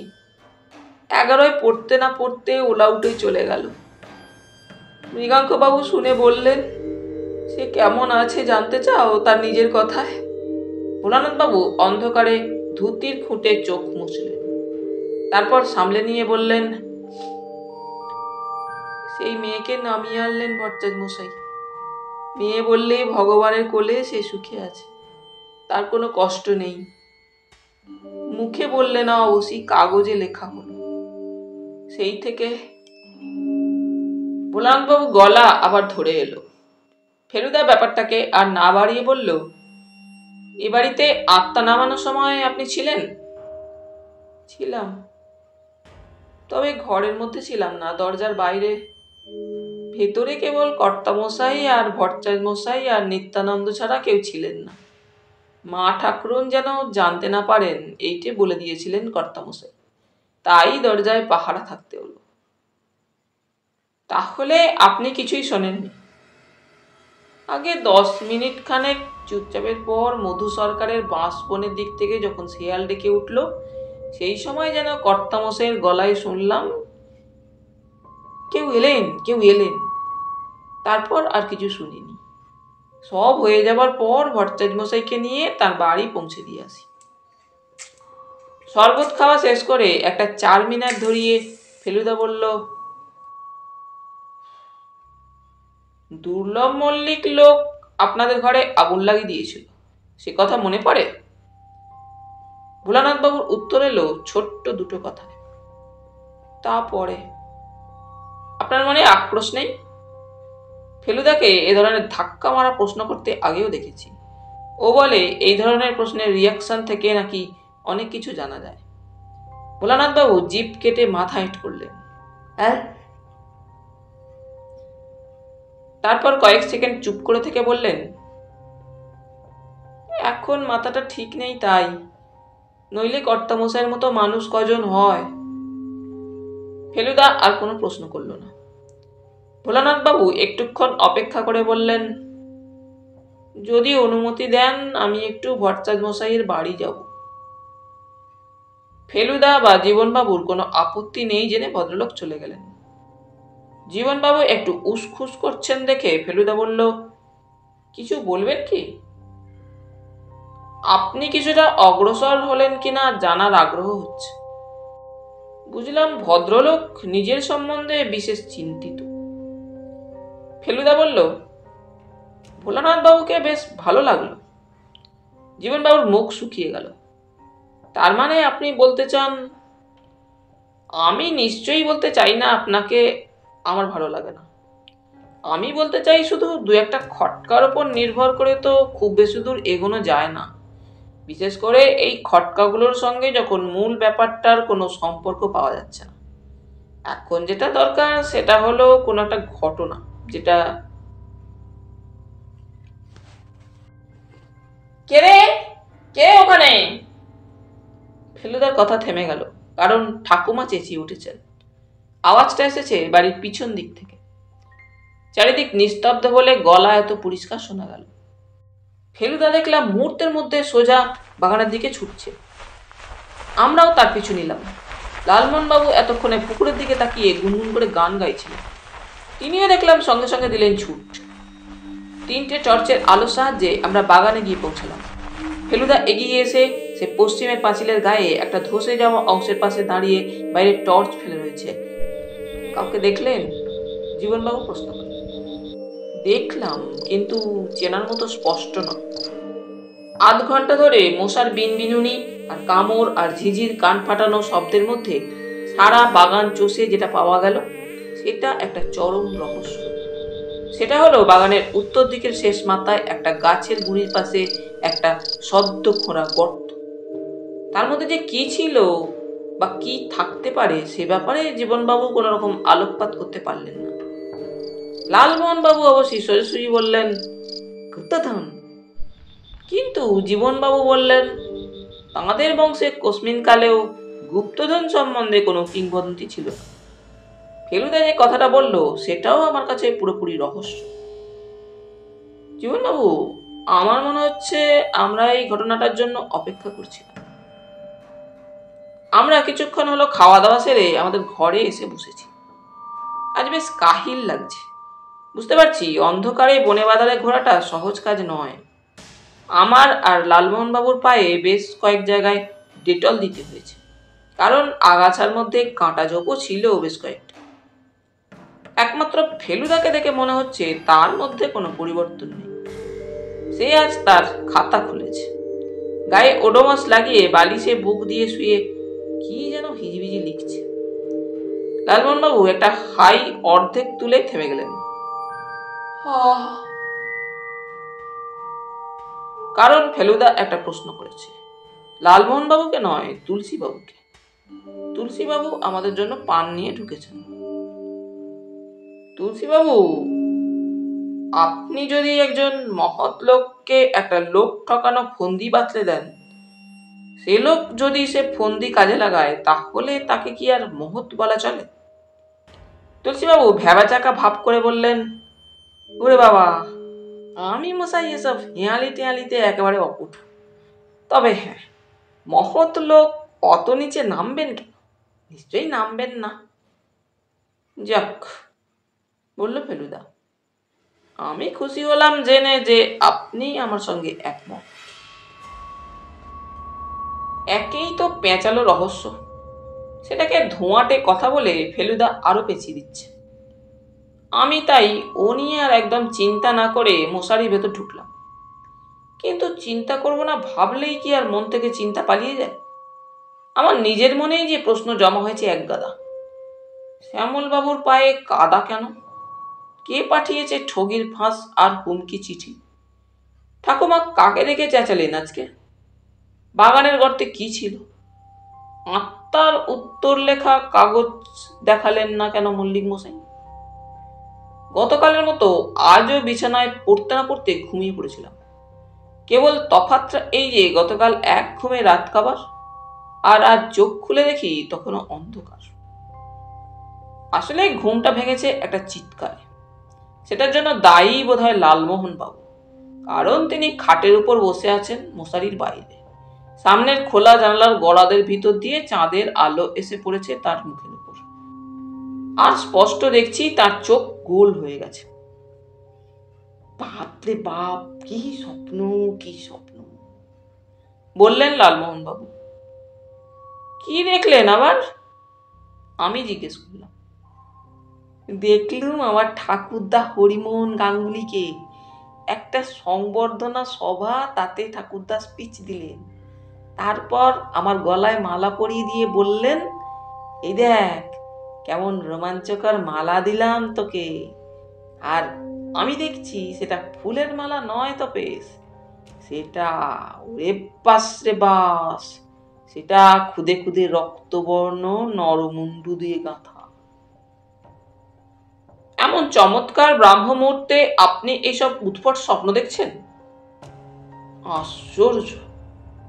ফেলুদা যে তার খাটে নেই সেটা এতক্ষণ খেয়ালই করিনি। সে ছাতের দরজা দিয়ে ঘরে এসে ঢুকল। বুঝলাম সে যোগব্যায়াম করছিল। যাক, তাহলে সকাল হয়ে গেছে। কি করব বলুন, বললেন লালমোহনবাবু। আপনার ওই রক্তবরণ আর আত্মারাম আর সংবর্ধনা মিলে এমন জগা খিচুড়ি হয়ে গেছে আমার মধ্যে। আমরা উঠে পড়লাম। তুলসীবাবু কি এখনো ঘুমাচ্ছেন? ছাদে এসে দেখি পূব দিকটা সবে ফর্সা হয়েছে, তার ফলে চাঁদের আলোটা ফিকে লাগছে। 2-3টে তারা এখনো পিটপিট করছে, কিন্তু তাদের মেয়াদও আর বেশিক্ষণ নয়। দাঁতন দিয়ে এক্সপেরিমেন্ট করব বলে কিছু নিমের ডাল ভেঙে রেখেছিল। ফেলুদা বলে, দোকানের যে কোনো টুথব্রাশ আর পেস্টের চেয়ে 10 গুণ বেশি ভালো। তারই একটা চিবিয়ে রেডি করছি, এমন সময় শুনলাম পরিত্রাহী চিৎকার। মিত্তি মশাই, মিত্তি মশাই! ভোলানাথ বাবুর গলা। আমরা দুধদার করে নিচে গিয়ে হাজির হলাম। সর্বনাশ হয়ে গেছে! ভোরের আকাশে ভদ্রলোকের ফ্যাকাশে মুখ আরো ফ্যাকাশে লাগছিল। কি হয়েছে? ফেলুদা দৌড়ে গিয়ে জিজ্ঞাসা করল। কাল রাত্রে বাড়িতে ডাকাত পড়ে সব লন্ড ভন্ড, সিন্দুক খালি। কর্তা মশাইয়ের হাত পা মুখ বেঁধে রেখেছিল, আমাকেও বেঁধেছিল। সকালে ছোটবাবু এসে খুলে দিলেন। আপনি শিগগির আসুন। শ্যামলাল মল্লিক জখম হননি বটে, কিন্তু তাকে যেভাবে 2 ঘন্টা বাধা অবস্থায় পড়ে থাকতে হয়েছিল, তাতে তিনি বেশ টসকে গেছেন। ফ্যালফ্যাল করে সামনের দিকে চেয়ে বসে আছেন ফরাসের উপর। কেবল একবার মাত্র বিড়বিড় করে বলতে শুনলাম, বাঁধলি যদি তো মেরে ফেললি না কেন? এদিকে তার সিন্দুক যে ফাঁক, সেটা কি তিনি খেয়াল করেছেন? ফেলুদা প্রথমে শ্যামলাল বাবুর ঘরটা তন্ন তন্ন করে দেখল। শুধু সিন্দুকটাই খোলা হয়েছে, আর যার যেমন তেমনই আছে। চাবি থাকতো নাকি ভদ্রলোকের বালিশের নিচে। ভোলানাথ বাবু দোতলাতেই শোন, তাকে ঘুমের মধ্যে অ্যাটাক করে হাত পা চোখ মুখ বেঁধে ফেলেছে ডাকাত। ওর ধারণা যে অন্তত 2 জন লোক ছিল। যখন নবীন নাকি সারা রাত নাকে তেল দিয়ে ঘুমিয়েছে। 2 জন পাইকের মধ্যে একজন চলে গিয়েছিল সেগুনহাটি যাত্রা দেখতে, আর একজন তার ডিউটি ঠিকই করছিল। দুঃখের বিষয়, ডাকাত মাথায় লাঠি মেরে বেশ কয়েক ঘন্টার জন্য তাকে অকেজো করে দিয়েছিল। সামনের দরজা বন্ধই ছিল, কাজেই মনে হয় খিড়কির পাঁচিল টপকে পিছনের বারান্দা দিয়ে ঢুকেছিল। ঠাকুমাকে কিছু জিজ্ঞেস করে লাভ নেই, কারণ তিনি থাকেন বারান্দার উত্তর প্রান্তে 3টে অকেজো ঘরের পরে শেষ ঘরে। 15 মিনিট হলো এসেছি, কিন্তু এখনো জীবনবাবুর দেখা নেই। ভোলানাথ বাবু আমাদের সঙ্গেই ছিলেন। ফেলুদা তাকে বলল, জীবনবাবু কি আমাদের সঙ্গে কথা না বলেই পুলিশে খবর দিতে গেলেন নাকি? ভোলানাথ বাবু আমতা আমতা করে মাথা নেড়ে বললেন, আগে আমাকে বলেই তিনি বাইরে বেরিয়ে গেলেন বটে, কিন্তু তারপরে তো। ফেলুদা এবার ছুটল সিঁড়ির দিকে। পিছনে আমি আর লালমোহন বাবু। উঠান পেরিয়ে সোজা খিড়কি দিয়ে বাইরে বাগানে হাজির হলাম। এখনো ভালো করে সূর্য ওঠেনি, অল্প কুয়াশাও যেন রয়েছে, কিংবা জমে থাকা উন্নের ধোঁয়া। গাছের পাতাগুলো শিশিরে ভেজা, পায়ের নিচে ঘাস ভেজা। পাখি ডাকছে, কাক, শালিক, আর আরেকটা নাম জানি না। আমরা বাগানের মধ্যে দিয়ে এগিয়ে গিয়ে থমকে থেমে গেলাম। 10 হাত দূরে একটা কাঁঠাল গাছের গুড়ির ধারে নীল পাঞ্জাবি আর পায়জামা পরা একজন লোক পড়ে আছে। ওই পোশাক আমি চিনি, ওই চটিটাও চিনি। ফেলুদা এগিয়ে গিয়ে কাছ থেকে দেখেই একটা আতঙ্ক আর আক্ষেপ মেশানো শব্দ করে পিছিয়ে এলো। ওহ, ও মশাই! লালমোহনবাবু আঙুল দিয়ে কিছু দূরে মাটিতে একটা জায়গায় পয়েন্ট করে কথাটা বললেন। জানি, দেখেছি, বলল ফেলুদা। ওটা ছোঁবেন না, ওটা দিয়েই জীবনবাবুকে খুন করা হয়েছে। ঝোপের ধারে পড়ে রয়েছে কোণে পাথর বাঁধা একটা গামছা। ভোলানাথ বাবু বেরিয়ে এসেছেন আর দেখেই বুঝেছেন কি হয়েছে। সর্বনাশ বলে মাথায় হাত দিয়ে প্রায় যেন ভিড় মেলাগার ভাব করে 3 হাত পেছিয়ে গেলেন ভদ্রলোক। এখন বিচলিত হলে চলবে না ভোলানাথ বাবু, আপনি চলে যান ভদ্রলোকের সঙ্গে। এখানে পুলিশের ঘাঁটিতে গিয়ে খবর দিন, দরকার হলে শহর থেকে দারোগা আসবে, কেউ যেন লাশ বা গামছা না ধরে। কিছুক্ষণ আগেই এই কীর্তিটা হয়েছে, সে লোক হয়তো এখনো এ তল্লাটেই আছে। আর ভালো কথা, মল্লিক মশাই যেন খুনের কথাটা না জানেন। ফেলুদা দৌড় দিল পশ্চিম দিকের পাঁচিল লক্ষ্য করে, সঙ্গে সঙ্গে আমিও। এদিকের পাঁচিলের একটা জায়গা ধসে গিয়ে দিব্যি বাইরে যাবার পথ হয়ে গেছে। আমরা দুজনে টপকে বাইরে গিয়ে পড়লাম। ফেলুদার চোখ চারিদিকে ঘুরছে, এমনকি জমির দিকেও। আমরা এগিয়ে গেলাম। 100 গজের মধ্যে অন্য কোথাও বাড়ি নেই, কারণ এটা সেই শর্টকাটের বাঁশ বন। কিন্তু ওটা কি? একটা ভাঙা মন্দির, নিশ্চয়ই সেই বাদুড়ে কালী মন্দির। মন্দিরের পাশে একজন লোক আমাদের দিকেই এগিয়ে আসছেন, কবিরাজ রসিক চক্রবর্তী। কি ব্যাপার এত সকালে? ভদ্রলোক জিজ্ঞেস করলেন। আপনি খবর পাননি বোধহয়? কি খবর? মল্লিক মশাই। কবিরাজের চোখ কপালে উঠে গেছে। আপনি যা ভয় পাচ্ছেন তা নয়, মল্লিক মশাই সুস্থই আছেন, তবে তার বাড়িতে ডাকাত পড়েছে আর জীবনবাবু খুন হয়েছেন। তবে এ খবরটা আর মল্লিক মশাইকে দেবেন না।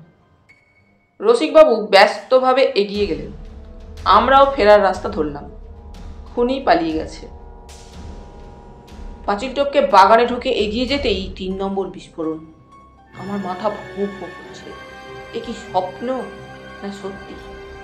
কাঁঠাল গাছের নিচটা এখন খালি। জীবনবাবুর লাশ উধাও, ঝোপের পাশ থেকে ঠগির ফাঁসটাও উধাও। লালমোহন বাবু একটা গোলঞ্চ গাছের পাশে দাঁড়িয়ে ঠক ঠক করে কাঁপছেন। কোন রকমে ভদ্রলোক মুখ খুললেন। ভোলানাথ বাবু পুলিশে খবর দিতে গেলেন, আমি আপনাদের খুঁজতে এসে দেখি। এসে দেখলেন লাশ নেই? ফেলুদা চেঁচিয়ে জিজ্ঞেস করলো। না। ফেলুদা আবার দৌড় দিল, এবার পশ্চিমে নয় পূবে। পূবের দেওয়ালে ফাঁক নেই, কিন্তু উত্তরে আছে কালকের সেই গর্ত। আজ দেখলাম সেটা একটা আম গাছের নিচ, আর পেছনেই ফাঁক, বড় ফাঁক, প্রায় একটা ফটক বললেই চলে। আমি আর ফেলুদা বাইরে বেরোলাম। 10 হাতের মধ্যেই একটা পুকুর, জলে টইটম্বুর। এই পুকুরেই যে ফেলা হয়েছে লাশ তাতে সন্দেহ নেই। আমরা ফিরে গিয়ে পিছনের সিঁড়ি দিয়ে সোজা উঠলাম দোতলায়। ও জীবন, ও বাবা জীবন, ঠাকুমা চেঁচাচ্ছেন। এই যেন দেখলাম জীবনটাকে, গেল কোথায় ছেলেটা? গাল তোবড়ানো, চুল ছোট করে ছাঁটা, থান পরা 80 বছরের বুড়ি, ঘোলাটে চশমা পরে নিজের ঘর ছেড়ে বারান্দায় এদিকে চলে এসেছেন। একদিন গলা শুনেছি, আজ প্রথম দেখলাম ঠাকুমাকে। ফেলুদা এগিয়ে গেল। জীবনবাবু একটু বেরিয়েছেন, আমার নাম প্রদোষ মিত্র। আপনার কি দরকার আমাকে বলতে পারেন। তুমি কে বাবা? আমি জীবনবাবুর বন্ধু। তোমাকে তো দেখিনি। আমি 2 দিন আগে এসেছি কলকাতা থেকে। তুমিও কলকাতায় থাকো? আগে হ্যাঁ, কিছু বলার ছিল আপনার? বুড়ি হঠাৎ যেন খেই হারিয়ে ফেললেন। ঘাড় উঁচু করে কিছুক্ষণ এদিক ওদিক চেয়ে বললেন, কি বলার ছিল সে আর মনে নেই বাবা, আমার বড় ভোলা মন যে। আমরা ঠাকুমাকে আর সময় দিলাম না, 3 জনে গিয়ে ঢুকলাম শ্যামলাল বাবুর ঘরে। রসিকবাবু ইতিমধ্যে এসে হাজির হয়েছেন। তিনি শ্যামলাল বাবুর নাড়ি ধরে বসে আছেন। জীবন কোথায় গেল? এখনো কেমন জানি অসহায় ভাব করে কথা বলছেন ভদ্রলোক। বুঝলাম রসিকবাবু জীবনবাবুর মৃত্যু সংবাদটা শ্যামলালবাবুকে দেননি। আপনি তো চাইছিলেন তিনি কলকাতায় ফিরে যান, বলল ফেলুদা। ও চলে গেল? কিসে গেল? পালকিতে? পালকিতে তো আর সবটুকু যাওয়া যায় না। কাটোয়া থেকে ট্রেন ছাড়া গতি নেই। গরুর গাড়ি বা ডাক গাড়িতে যাওয়া আজকের দিনে যে সম্ভব নয় সেটা নিশ্চয়ই বোঝেন। তুমি আমাকে বিদ্রূপ করছো? শ্যামলবাবু গলায় যেন একটু অভিমানের সুর। শুধু আমি কেন? ফেলুদা বলল। গ্রামে সবাই করে। আপনি যা করেছেন তাতে আপনার তো নয়ই, কারোরই লাভ বা মঙ্গল হচ্ছে না। আপনার নিজের কি হলো সেটা তো দেখলেন। সরকির বদলে বন্দুকধারী একজন ভালো পাহারাদার থাকলে তো আর কাণ্ডটা হতো না। বৈদ্যুতিক শকের চেয়ে এ শকটা কি কিছু কম হলো?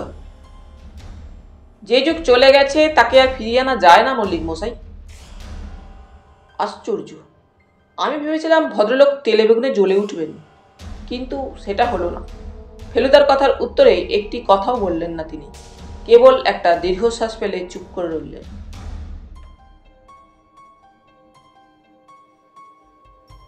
মুখের চেহারা কি হয়েছে দেখেছেন?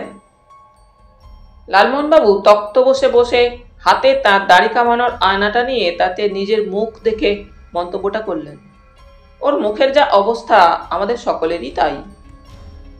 গোসাইপুরের ওই একটা ড্রব্যাক, বললেন তুলসীবাবু। এটার বিষয়ে আপনাদের আগে থেকেই ওয়ার্নিং দেওয়া উচিত ছিল। আপনি গোসাইপুর বলছেন, আমি বলবো মল্লিক বাড়ির বাগানে, বললেন লালমোহনবাবু। ওইটাই হলো মশার ডিপো। দুপুরে খাওয়া শেষ করে আমরা দোতলায় আমাদের ঘরে এসে বসেছি। পুলিশ এসে তদন্ত শুরু করে দিয়েছে। ফেলুদা এভাবে কেন ঘুম মেরে গেছে বুঝতে পারছি। আমার বিশ্বাস জীবনবাবুর খুনটা ওর কাছে এতই অপ্রত্যাশিত যে ওর ক্যালকুলেশনে সব গন্ডগোল হয়ে গেছে। আর ডাকাতি যদি খুনটা করে থাকে তাহলে তদন্তের মজাটা কোথায়? ডাকাত ধরার রাস্তা তো পুলিশের ঢের বেশি ভালো জানা আছে। সেখানে একজন প্রাইভেট গোয়েন্দা আর কি করতে পারে? দারোগা সুধাকর প্রামাণিক ইতিমধ্যে ফেলুদার সঙ্গে এসে কথা বলে গেছেন। তিনি ফেলুদার নাম শুনেছেন, তবে ফেলুদার ওপর খুব একটা ভক্তিভাব আছে বলে মনে হলো না। বিশেষ করে জীবনবাবুর লাশ লোপাট হয়ে যাওয়াতে তিনি রীতিমতো বিরক্ত। আপনারা যারা শখের ডিটেকটিভ, বললেন সুধাকর দারোগা, তাদের দেখেছি কাজের মধ্যে সিস্টেমের কোনো বালাই নেই। আরেকজন দেখেছি আপনার মতো, গণেশ দত্তগুপ্ত। তার সঙ্গে একটা কেসের ঠোকাঠুকি লাগে। যেখানে দরকার অ্যাকশনের সেখানে চোখ কুচকে বসে ভাবছে। কি যে ভাবছে তা মা গঙ্গাই জানে। আবার যেখানে কাজ করছে তার পেছনে কোনো চিন্তা নেই।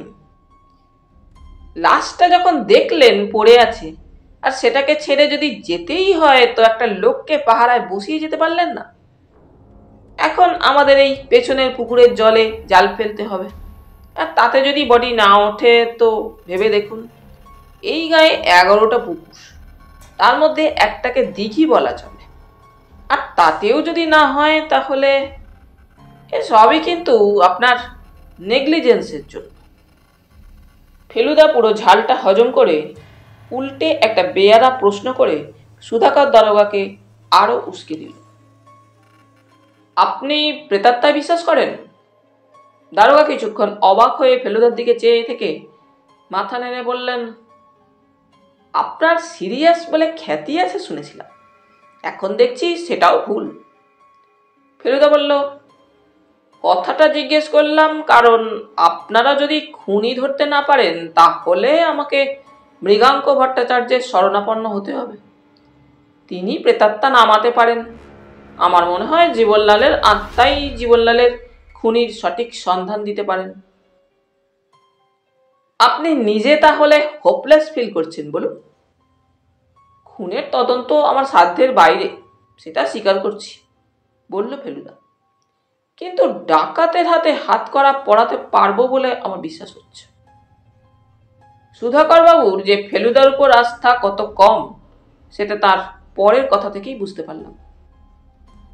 আপনি ডেড বডি আর জ্যান্ত বডি তফাৎ করতে পারেন আশা করি। গলায় ফাঁস দিয়ে টান মারলে কি কি পরিবর্তন হয় সেটা জানা আছে আপনার? ফেলুদা ঠান্ডাভাবেই উত্তরটা দিল। সুধাকর বাবু, আমার যখন পুলিশে চাকরি নেবার কোনো বাসনা নেই তখন আপনার প্রশ্নের জবাব দেওয়াটা আমার মর্জির ব্যাপার। পুলিশের উপর নির্ভর না করে যখন আমি প্রেতাত্মার কথা বলছি, তখন বুঝতেই পারছেন আমার তদন্তের রাস্তাটা একটু স্বতন্ত্র। ভোলানাথ বাবু সম্পর্কে আপনার মনে কোনো সন্দেহের ভাব নেই? নিশ্চয়ই আছে। আমার সন্দেহ হয় আপনারা দিক বিদিক বিবেচনা না করেই ভদ্রলোকের হাতে হাত করা পড়াবেন। কারণ তার পূর্বপুরুষ যে জীবনবাবুর পূর্বপুরুষের দ্বারা লাঞ্ছিত হয়েছিলেন, সে খবর হয়তো আপনাদের কানে পৌঁছেছে। কিন্তু সেটা করলে আপনারা মারাত্মক ভুল করবেন। সুধাকর দারোগা সশব্দে হেসে মোড়া থেকে উঠে দাঁড়ালেন।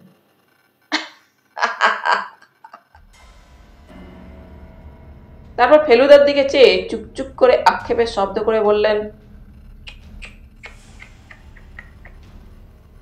মুশকিল হচ্ছে কি জানেন, আপনারা বেশি ভেবে সহজ জিনিসটাকে জটিল করে ফেলেন। কেসটা জলের মতো পরিষ্কার। আপনাদের জাল ফেলা পুকুরের জলের মতো। ফেলুদার খোঁচা অগ্রাহ্য করে দারোগা বলে চললেন, আপনি একটু ভেবে দেখলেই বুঝতে পারতেন কেন ভোলানাথ বাবুর কথা বলছি। ডাকাতি এবং খুন দুটোর জন্যই সে দায়ী। এ ডাকাতি ঘরের লোকের কাজ, সে তো বোঝাই যায়। আসল ডাকাত হলে সিন্দুক ভাঙত, চাবি দিয়ে খুলতো না। ভোলানাথ টাকা নিয়ে পালাচ্ছিল পিছনের বাগান দিয়ে। খুন করবার কোনো অভিপ্রায় ছিল না তার। জীবনবাবু ঘুম ভেঙে টের পেয়ে তাকে ধাওয়া করেন। ভোলানাথ খুন করতে বাধ্য হয়। তারপর সন্দেহ যাতে না পড়ে তাই আপনাদের খবর দিতে আসে। ভোলানাথ বলেছে ডাকাত তাকেও বেঁধে রেখেছিল। জীবনবাবু এসে তার বাঁধন খোলে। এ কথা যে সত্যি তার প্রমাণ কই? এর তো কোনো সাক্ষী নেই। সিন্ধুকের টাকা তাহলে কোথায় গেল সুধাকর বাবু? ফেলুদা গম্ভীরভাবে জিজ্ঞেস করল। সেটাকেও খুঁজতে হবে, বললেন সুধাকর বাবু। লাশ পেলে পর আমরা ভোলানাথ বাবুকে জেরা করব, তখন সব সুসুর করে বেরিয়ে পড়বে। আমার কিন্তু সুধাকর বাবুর কথাগুলো বেশ মনে ধরল, কিন্তু ফেলুদা কেন আমল দিচ্ছে না? দারোগা যখন সিঁড়ি দিয়ে নামছে তখনই কেন সে বলতে গেল আজ সন্ধ্যায় জীবনলালের আত্মা নামানো হবে মৃগাঙ্ক বাবুর বাড়িতে, এলে ঠকবেন না? তুলসীবাবু দেখলাম একমাত্র চিন্তা কালকের সংবর্ধনা হবে কিনা সেই নিয়ে। রহস্যের কিনারা না হলে খুনির হাতে হাত করা না পড়লে নিশ্চয়ই হবে না, কারণ গ্রামের লোকের সংবর্ধনা সভায় যোগ দেওয়ার উৎসাহই হবে না। লালমোহন বাবু অবশ্যই মেনেই নিয়েছেন যে মালা আর মানপত্র ফসকে গেল, আর স্পিচটা মাঠে মারা গেল। হয়তো নিজেকে সান্ত্বনা দেওয়ার জন্যই বললেন। আমরা মশাই রহস্য বেঁচে খাই, বাস্তবিক একটা খাঁটি রহস্যের সামনে পড়লে সেইটাই আমাদের সবচেয়ে বড় পুরস্কার। মুখে এটা বলা সত্ত্বেও লক্ষ্য করছি উনি বারবার নিজের অজান্তে বিড়বিড় করে স্পিচের লাইন বলছেন, আর বলেই নিজেকে সামলে নিচ্ছেন। মৃগাঙ্ক ভট্টাচার্য কোন বাড়িতে থাকেন বলতে পারেন? প্রশ্নটা এলো তুলসীবাবুর বাড়ির দরজার বাইরে থেকে। এই শুরু হলো, বললেন তুলসীবাবু। সোম আর শুক্রে এই উপদ্রব লেগেই আছে, আর রাস্তায় প্রথম বাড়ি বলে আমাকেই এই ঝক্কি পোয়াতে। ভদ্রলোক জানালা দিয়ে নিচের দিকে চেয়ে বললেন, আরো 3টে বাড়ির পরে ডান দিকে। ফেলুদা বলল, আমরা আসছি বলে খবরটা পাঠিয়ে দিতে পারলে ভালো হতো। আর বলবেন কিউয়ে দাঁড়াতে পারবো না, আমাদের আত্মাকে প্রায়োরিটি দিতে হবে। তুলসীবাবু বোধহয় এই প্রথম বুঝলেন যে ফেলুদা ব্যাপারটা সম্বন্ধে সত্যিই সিরিয়াস। তার মুখের ভাব দেখে ফেলুদা বলল, আমার একার কাজ ফুরিয়ে গেছে তুলসীবাবু, এখন ভট্টাচার্য মশাইয়ের সাহায্য ছাড়া এগোতে পারবো না। ফেলুদা অনেক সময় বলে যে মনের দরজা খোলা রাখা উচিত, বিশেষ করে আজকের দিনে, কারণ রোজই প্রমাণ হচ্ছে যে এমন অনেক ঘটনা পৃথিবীতে ঘটে যার কারণ বৈজ্ঞানিকেরা জানে না, অথচ জানে না বলে সেটাকে উড়িয়েও দিতে পারছে না। এই যেমন সেদিন কাগজে বেরোলো যে ইউরি গেলার বলে এক ইহুদি যুবক চোখের চাহনির জোরে 5 হাত দূর থেকে বৈজ্ঞানিকের হাতে ধরা কাঁটা চামচ বিকিয়ে ফেলেছে। এ ঘটনা চোখের সামনে দেখছে আরো একজন ডাকসাইটে বৈজ্ঞানিক, আর দেখে তারা না পারে কারণ বলতে, না পারে উড়িয়ে দিতে। মৃগাঙ্কবাবুর ক্ষমতাও কি এই ধরনের? তুলসীবাবু বললেন, 5:30 বাজে, চলুন আমি আপনি একসঙ্গে গিয়ে ওকে রিকোয়েস্টটা করি, তাহলে যেটা বেশি হবে। ফেলুদা উঠে পড়ে বলল, তোরা বরং একটু বেরিয়ে আয় না। আমার নিজেরও এক ঘরে বেশিক্ষণ বসে থাকতে ভালো লাগছিল। লালমোহনবাবু বলছিলেন, গোসাইপুরে শরৎকালে বিকেলের তুলনা নেই। তাই ফেলুদার বেরোনোর সঙ্গে সঙ্গেই আমরাও দুজনে বেরিয়ে পড়লাম। দুদিন আগে যখন এসেছিলাম তখন একরকম মনে হয়েছিল গ্রামটাকে, আজ আমার মনে হচ্ছে আর এক রকম। তার কারণ মন বলছে এই সুন্দর গ্রামের কোনো একটা গোপন জায়গায় গলায় ফাঁস দিয়ে মরা মানুষের লাশ লুকিয়ে আছে। হঠাৎ যদি দেখি, না ওসব ভাববো না, তাহলে বেড়ানো মাটি হয়ে যাবে। কিন্তু বাঁশবনের মধ্যে দিয়ে এগোতে এগোতে আলো কমে আসার সঙ্গে সঙ্গে সাহসটা আবার কমে গিয়েছিল। সেটাকে বাড়িয়ে দিল মূকাভিনেতা বেনি মাধব। আরে আমি যে আপনাদের বাড়ি যাচ্ছিলাম, বললাম না শুক্রবারে বিকেলে এসে অভিনয় দেখিয়ে যাব। কি করি বলো ভাই, বললেন লালমোহনবাবু। এমন একটা বিপর্যয় ঘটে যাবে যে কি জানতাম। এরপরে আর অ্যাক্টিং দেখার মুড থাকে? তুমিই বলো। তা যা বলেছেন স্যার। তা আপনারা কদিন আছেন তো? হ্যাঁ, তার দিন তিনেক তো আছি। এদিকে চললেন কোথায়? কোন দিকে যাওয়া যায় তুমিই বলো না। বাতুরে কালী দেখেছেন স্যার? সপ্তদশ শতাব্দীর টেম্পল। এখনো কিছু হাতের কাজ রয়ে গেছে দেওয়ালে। চলুন দেখিয়ে দিচ্ছি। আমি যে সকালে দেখেছি মন্দিরটা, সেটা আর বললাম না। সত্যি বলতে কি, তখন যা মনের অবস্থা ছিল তাতে হাতের কাজটা চোখে পড়েনি। মিনিট তিনেক যেতেই মন্দিরটায় পৌঁছে গেলাম। এখানে সকালেই আসা উচিত, সন্ধ্যাবেলা গাটা একটু ছমছম করে। পাশেই আবার একটা বট গাছ, তার একটা ঝুড়ি মন্দিরের চূড়োটাকে আঁকড়ে ধরে খুলি ফাটিয়ে দিয়েছে। এইখানটাতেই বলি হতো স্যার। বটগাছের গুঁড়ির পাশে একটা জায়গা দেখিয়ে বলল বেনি মাধব। বলি? লালমোহনবাবু কাঁপা গলায় জিজ্ঞেস করলেন। নরবলি স্যার, গোসাইপুরের ডাকাত, ওয়ার্ল্ড ফেমাস নেদো ডাকাতের ইতিহাস পড়েননি? ওই নিয়েই তো আপনার একটা রহস্য রোমাঞ্চের বই হয়ে যায়। ভেতরটা দেখবেন, টর্চ আছে। ভেতরটা এর মধ্যে অন্ধকার হয়ে গেছে। ভেতর? ধরা গলায় বললেন লালমোহনবাবু। টর্চ তো আনিনি ভাই।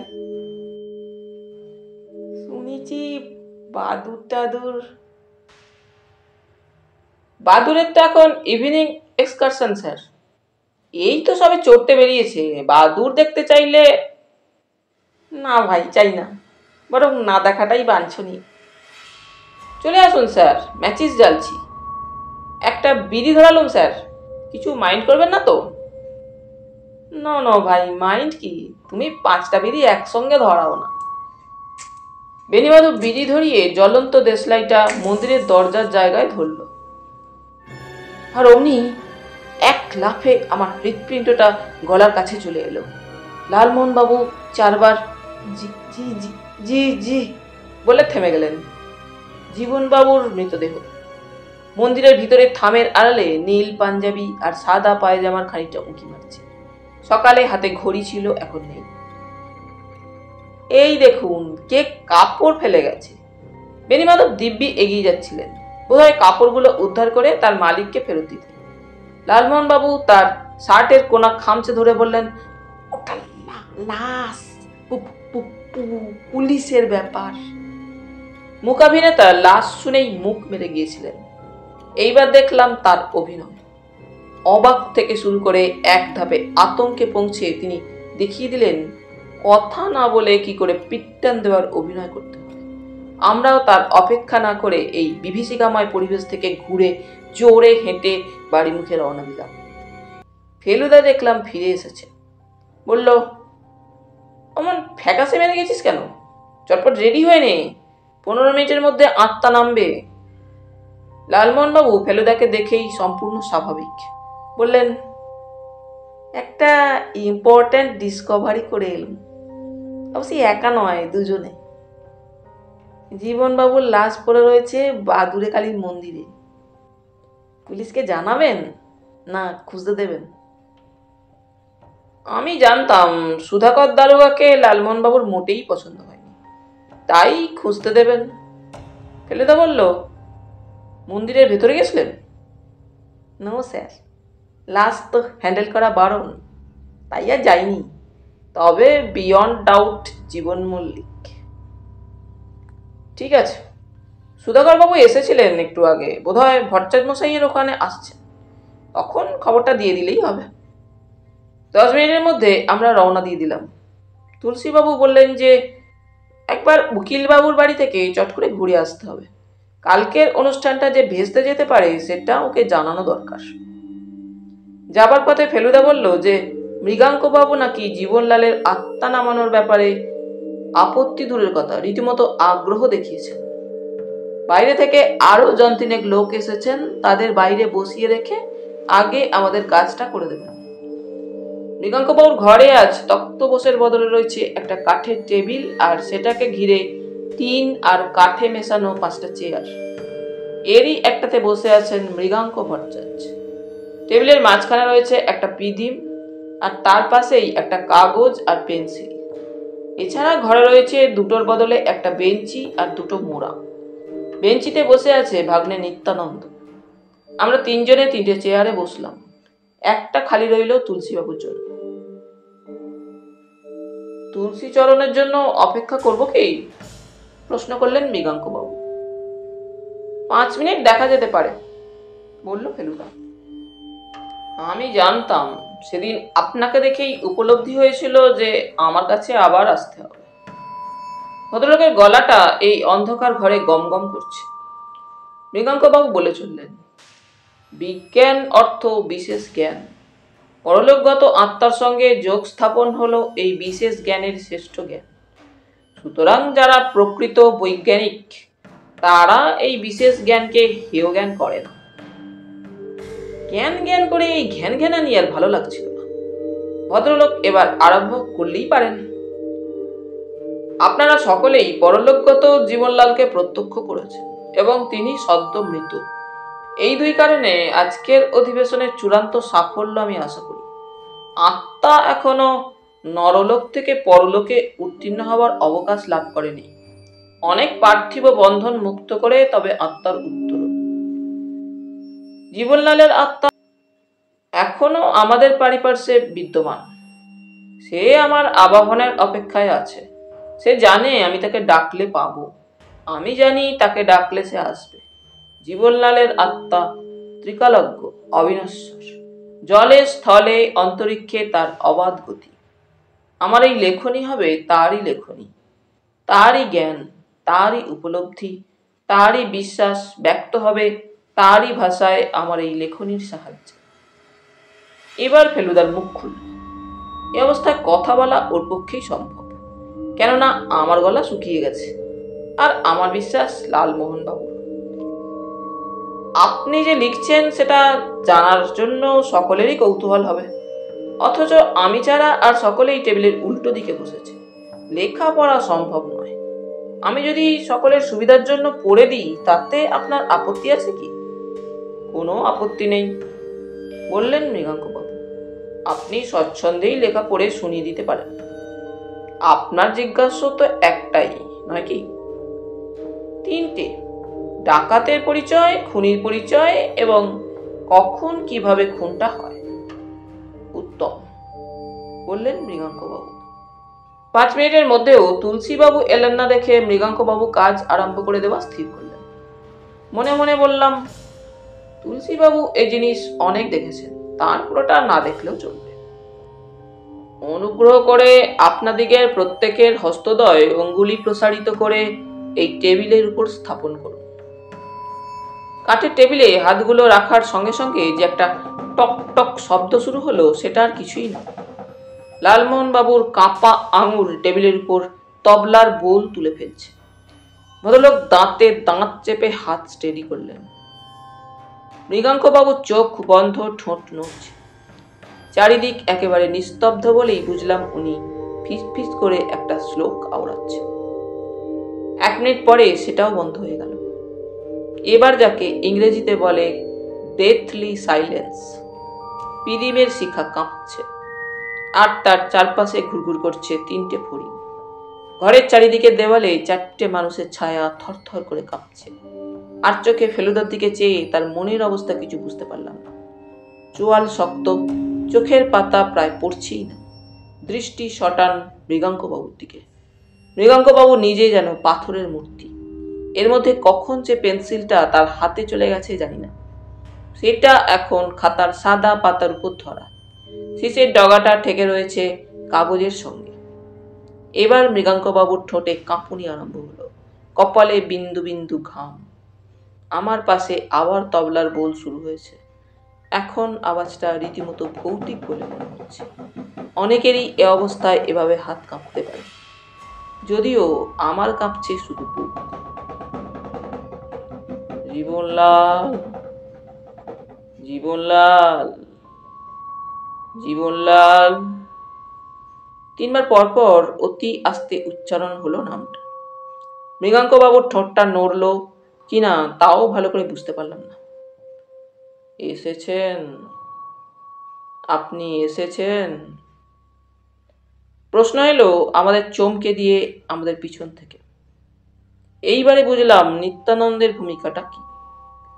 মৃগাঙ্কবাবু নিজে এই অবস্থায় কথা বলেন না, হয়তো বলা সম্ভবই না। এসেছি। ফেলুদার গলা, খাতায় লেখা হয়েছে। ফেলুদা সেটাই পড়ে বলছে। আমার চোখ মৃগাঙ্কবাবুর হাতের দিকে গেল। পিছন থেকে প্রশ্ন এলো, তুমি কোথায় আছো?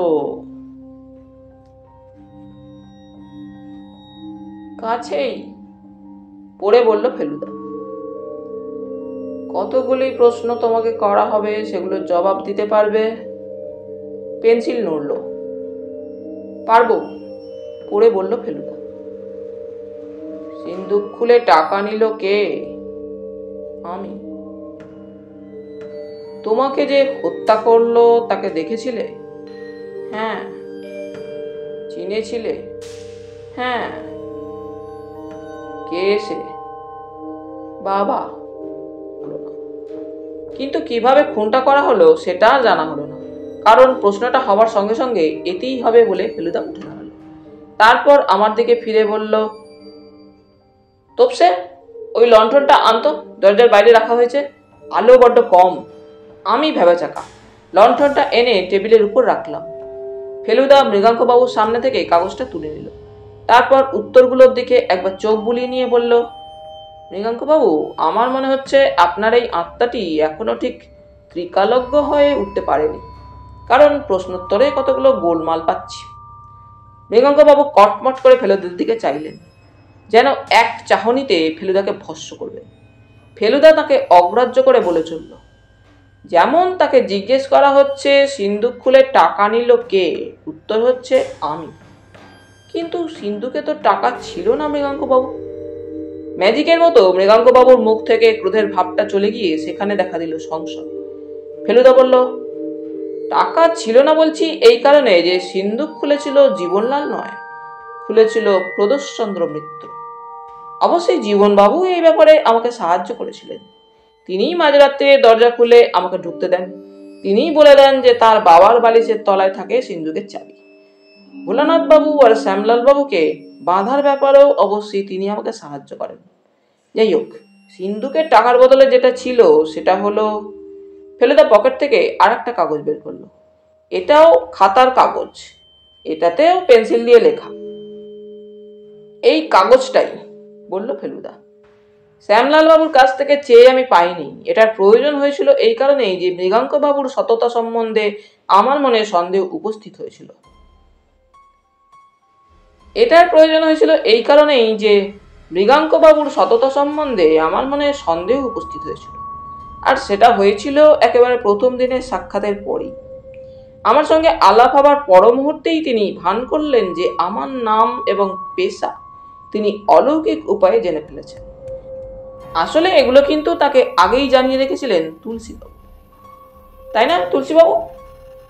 তুলসীবাবু এর মধ্যে কখন যে অন্ধকারে ঘরে ঢুকে মোড়ায় বসেছেন তা দেখি। ভদ্রলোক ফেলুদার কথায় ভারী অপ্রস্তুত হয়ে আমতা আমতা করে বললেন, মানে আপনার মানে যদি একটু ভক্তিভাব জাগে। ফেলুদা তাকে থামিয়ে বলল, দোষ আমি আপনাকে দিচ্ছি না তুলসীবাবু, আপনি তো আর নিজেকে মহৎ প্রতিপন্ন করার চেষ্টা করেন না, কিন্তু ইনি করেন। যাই হোক, এই ভণ্ডামির গন্ধ পেয়েই আমি কাগজটা পেতে বদ্ধপরিকর। আমার আশা ছিল শ্যামলালবাবু সম্পর্কে কয়েকটা খটকার উত্তর আমি এই কাগজে পাব। পিদিমের আলোতেও বুঝতে পারলাম মৃগাঙ্কবাবুর কপাল ঘেমে গেছে। ফেলুদা কাগজটা আলোয় ধরে বলল, দুর্লভ মল্লিকের আত্মা এই কাগজে তার ছেলের কিছু প্রশ্নের উত্তর দিয়েছে। প্রশ্নগুলো মুখে করা হয়েছিল, তাই এতে লেখা নেই, কিন্তু উত্তরগুলো থেকে প্রশ্নগুলো অনুমান করা যায়।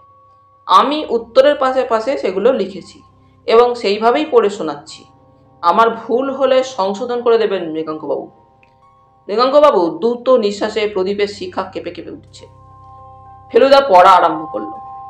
1 নম্বর প্রশ্ন, আমার শত্রু কে? উত্তর, ঘরেই আছে। সে কি আমার মৃত্যু কামনা করে? না। তবে কি চায়? টাকা। টাকা রক্ষার উপায় কি? সিন্ধুকে রেখো না। কোথায় রাখবো? মাটির নিচে। কোনখানে? বাগানে। বাগানে কোথায়? উত্তরে। উত্তরে কোথায়? আম গাছের নিচে। কোন আম গাছ? দেওয়ালে ফাটলের ধারে। ফেলুদা এবার হাতের কাগজটা টেবিলের উপর রেখে বলল, শ্যামলালবাবুর পায়ের তলার মাটি এবং গায়ে মশার কামড় দেখে মনে হয়েছিল তিনি কোনো কারণে বাগানে গিয়ে সেখানে কিছুটা সময় কাটিয়েছেন। আজ জানি তিনি এই কাগজের অর্থাৎ মৃগাঙ্কবাবুর নির্দেশ অনুযায়ী সিন্দুক থেকে টাকার বাক্স বার করে মাটিতে পুঁততে গিয়েছিলেন। টাকা লুকিয়ে রাখার এই প্রাচীন পন্থা শ্যামলালবাবুর মনোপুত হবে, এটা মৃগাঙ্কবাবু বুঝেছিলেন। এই টাকার উপর মৃগাঙ্কবাবুর লোভ অনেক দিনের, কিন্তু বিশ্বস্ত ভোলানাথ যতদিন আছেন ততদিন সিন্ধুকের নাগাল পাওয়া অসম্ভব। প্রথমে চেষ্টা করেছিলেন ভোলানাথ বাবুর উপর শ্যামলালের সন্দেহ ফেলে তাকে হটানোর, সেটা সফল হয়নি। কিন্তু সেই সময় আশ্চর্য সুযোগ এসে যায়। শ্যামলালবাবু নিজেই মৃগাঙ্কবাবুকে ডেকে পাঠান আত্মা নামানোর জন্য। মৃগাঙ্কবাবু তার আশ্চর্য বুদ্ধি বলে 1 ঢিলে 2 পাখি মারেন। শ্যামলালের ঘরের লোককেই শ্যামলালের শত্রু করে দেন এবং টাকার বাক্স সিন্দুক থেকে বার করিয়ে বাগানে আনেন। সেই বাক্স কাল সন্ধ্যাবেলা একটা শব্দ শুনে পিছন ফিরে দেখি ভাগ্নে বেঞ্চি ছেড়ে দরজার দিকে একটা লাফ মেরেছে, কিন্তু ঘর থেকে বেরোনো আর হলো না, কারণ দুটো শক্ত হাত তাকে বাধা দিয়েছে। এবার হাতের মালিক ভাগ্নে সমেত ভিতরে ঢুকলেন। আরে বাস, এই যে সুধাকর দারোগা। দারোগা বললেন, বাক্সটা পেয়েছি মিস্টার মিত্তির, একটা ট্রাঙ্কের মধ্যে কাপড়ের নিচে রাখা ছিল। মনীষ, দাও তো। একজন কনস্টেবল একটা স্টিলের বাক্স নিয়ে ঘরে ঢুকে সেটাকে টেবিলের উপর রাখলো। এর ডালা তো ভেঙেই ফেলা হয়েছে দেখছি, বলল ফেলুদা। বাক্স খুলতে লণ্ঠন আর পিদিমের আলোয় তারা তারা 100 টাকার নোট দেখেই বুঝলাম এত টাকা আমি একসঙ্গে কখনো দেখিনি। কিন্তু খুন? হঠাৎ চিৎকার করে উঠলেন মৃগাঙ্কবাবু। খুন করলো কে? খুন তো আমি করিনি। খুন একজনই করেছে মৃগাঙ্কবাবু। ফেলুদার গলা যেন খাপখোলা তলোয়ার, এবং তারও নাম প্রদোষচন্দ্র মিত্র। খুন হয়েছে আপনার ভণ্ডামি, আপনার শয়তানি, আপনার লোভ। এর কোনোটাই আর কোনোদিন মাথা তুলতে পারবে না, কারণ সকলেই জানবে যে আপনি আজ অপূর্ব ক্ষমতা বলে একটা জীবন্ত ব্যক্তির আত্মাকে পরলোক থেকে ডেকে এনেছেন আপনার এই ঘরে। আসুন জীবনবাবু। এবার পিছন নয়, সামনের দরজা দিয়ে ঢুকলেন জীবনলাল মল্লিক। তাকে দেখেই মৃগাঙ্কবাবু যে কথাটা বলে আর্তনাদ করলেন সেটা লালমোহনবাবুর বিশ্বাস। হতশ্রী। কিন্তু আমি যেন শুনলাম, হায়, হাতে হাত করা। অবশ্যই হাতে হাত করা পড়েছিল ঠিকই। সুধাকরবাবু শুধু একটা অভিযোগ করলেন ফেলুদাকে, মিছিমিছি 2টো পুকুরে জাল ফেলালেন আমাদের দিয়ে। কি বলছেন সুধাকরবাবু? বলল ফেলুদা। জীবনবাবু খুন হয়েছে এ ধারণা সকলের মনে বদ্ধমূল না হলে মৃগাঙ্কবাবুর ভণ্ডামি হাতে নাতে ধরব কি করে? জীবনবাবু খুনের ব্যাপারটা শুধুই মৃগাঙ্কবাবুকে সাহায্য করার জন্য, একেবারে প্ল্যান করে ভাঙতাম। এদিকে আমি আর ফেলুদা, আর ওদিকে লালমোহনবাবু ও ভোলানাথবাবু চলে যাওয়া মাত্র ভদ্রলোক বাগান থেকে উঠে বাড়িতে ফিরে গিয়ে দোতলার পিছন দিকের একটা গুদম ঘরে গা ঢাকা দেন। যাবার পথে ঠাকুমা দেখে ফেলেছিলেন, কিন্তু সেটা ফেলুদা ম্যানেজ করে। আজ সন্ধ্যায় তিনি আবার বাড়ি থেকে বেরিয়ে আসেন মৃগাঙ্কবাবুর বৈঠকের শেষে আত্মপ্রকাশ করবেন বলে। সেই সময় বাঁশবনে দূর থেকে আমাদের দেখে বাদুড়ে কালী মন্দিরে ঢুকে মরা সেজে পড়ে থাকতে হয়। রাত্রে খাবার সময় তুলসীবাবু কাঁচুমাচু ভাব করে ফেলুদাকে বললেন, আপনি আমার উপর অসন্তুষ্ট হননি তো? অসন্তুষ্ট? বলল ফেলুদা। আপনি আমাকে কতটা হেল্প করেছেন জানেন? লোকটা সেদিন আমার নাম নিয়ে হেঁয়ালি না করলে তো ওর ওপর আমার সন্দেহই পড়তো না। আমার তো আপনাকে ধন্যবাদ দেওয়া উচিত। আজ জীবনবাবু আমাদের বাড়িতে যাচ্ছিলেন। বললেন, আমি বেরোবার আগে বাবাকে প্রণাম করে এলাম। কি মনে হলো? জিজ্ঞেস করলো ফেলুদা। তাজ্জব বনে গেলাম, বললেন জীবনবাবু। আমার মাথায় হাত বুলিয়ে জিজ্ঞেস করলেন, ব্যবসা কেমন চলছে? লালমোহনবাবু এতক্ষণ মাছের মুড়ো চিবোচ্ছিলেন বলে কিছু বলেননি। এবার তুলসীবাবুর দিকে ফিরে বললেন, তাহলে কালকের ইয়েটা হচ্ছে বই কি? এখন তো আর কোনো বাধা নেই। ভেরি গুড, আমার ইয়েটাও রেডি আছে। তাহলে বন্ধুরা, আজ এই পর্যন্তই। গল্প পাঠ তোমাদের ভালো লেগে থাকলে তোমাদের কাছে আবারও অনুরোধ থাকলো, লাইক, শেয়ার এবং সাবস্ক্রাইব করে তোমাদের মূল্যবান মতামত পাঠানোর জন্য। ধন্যবাদ।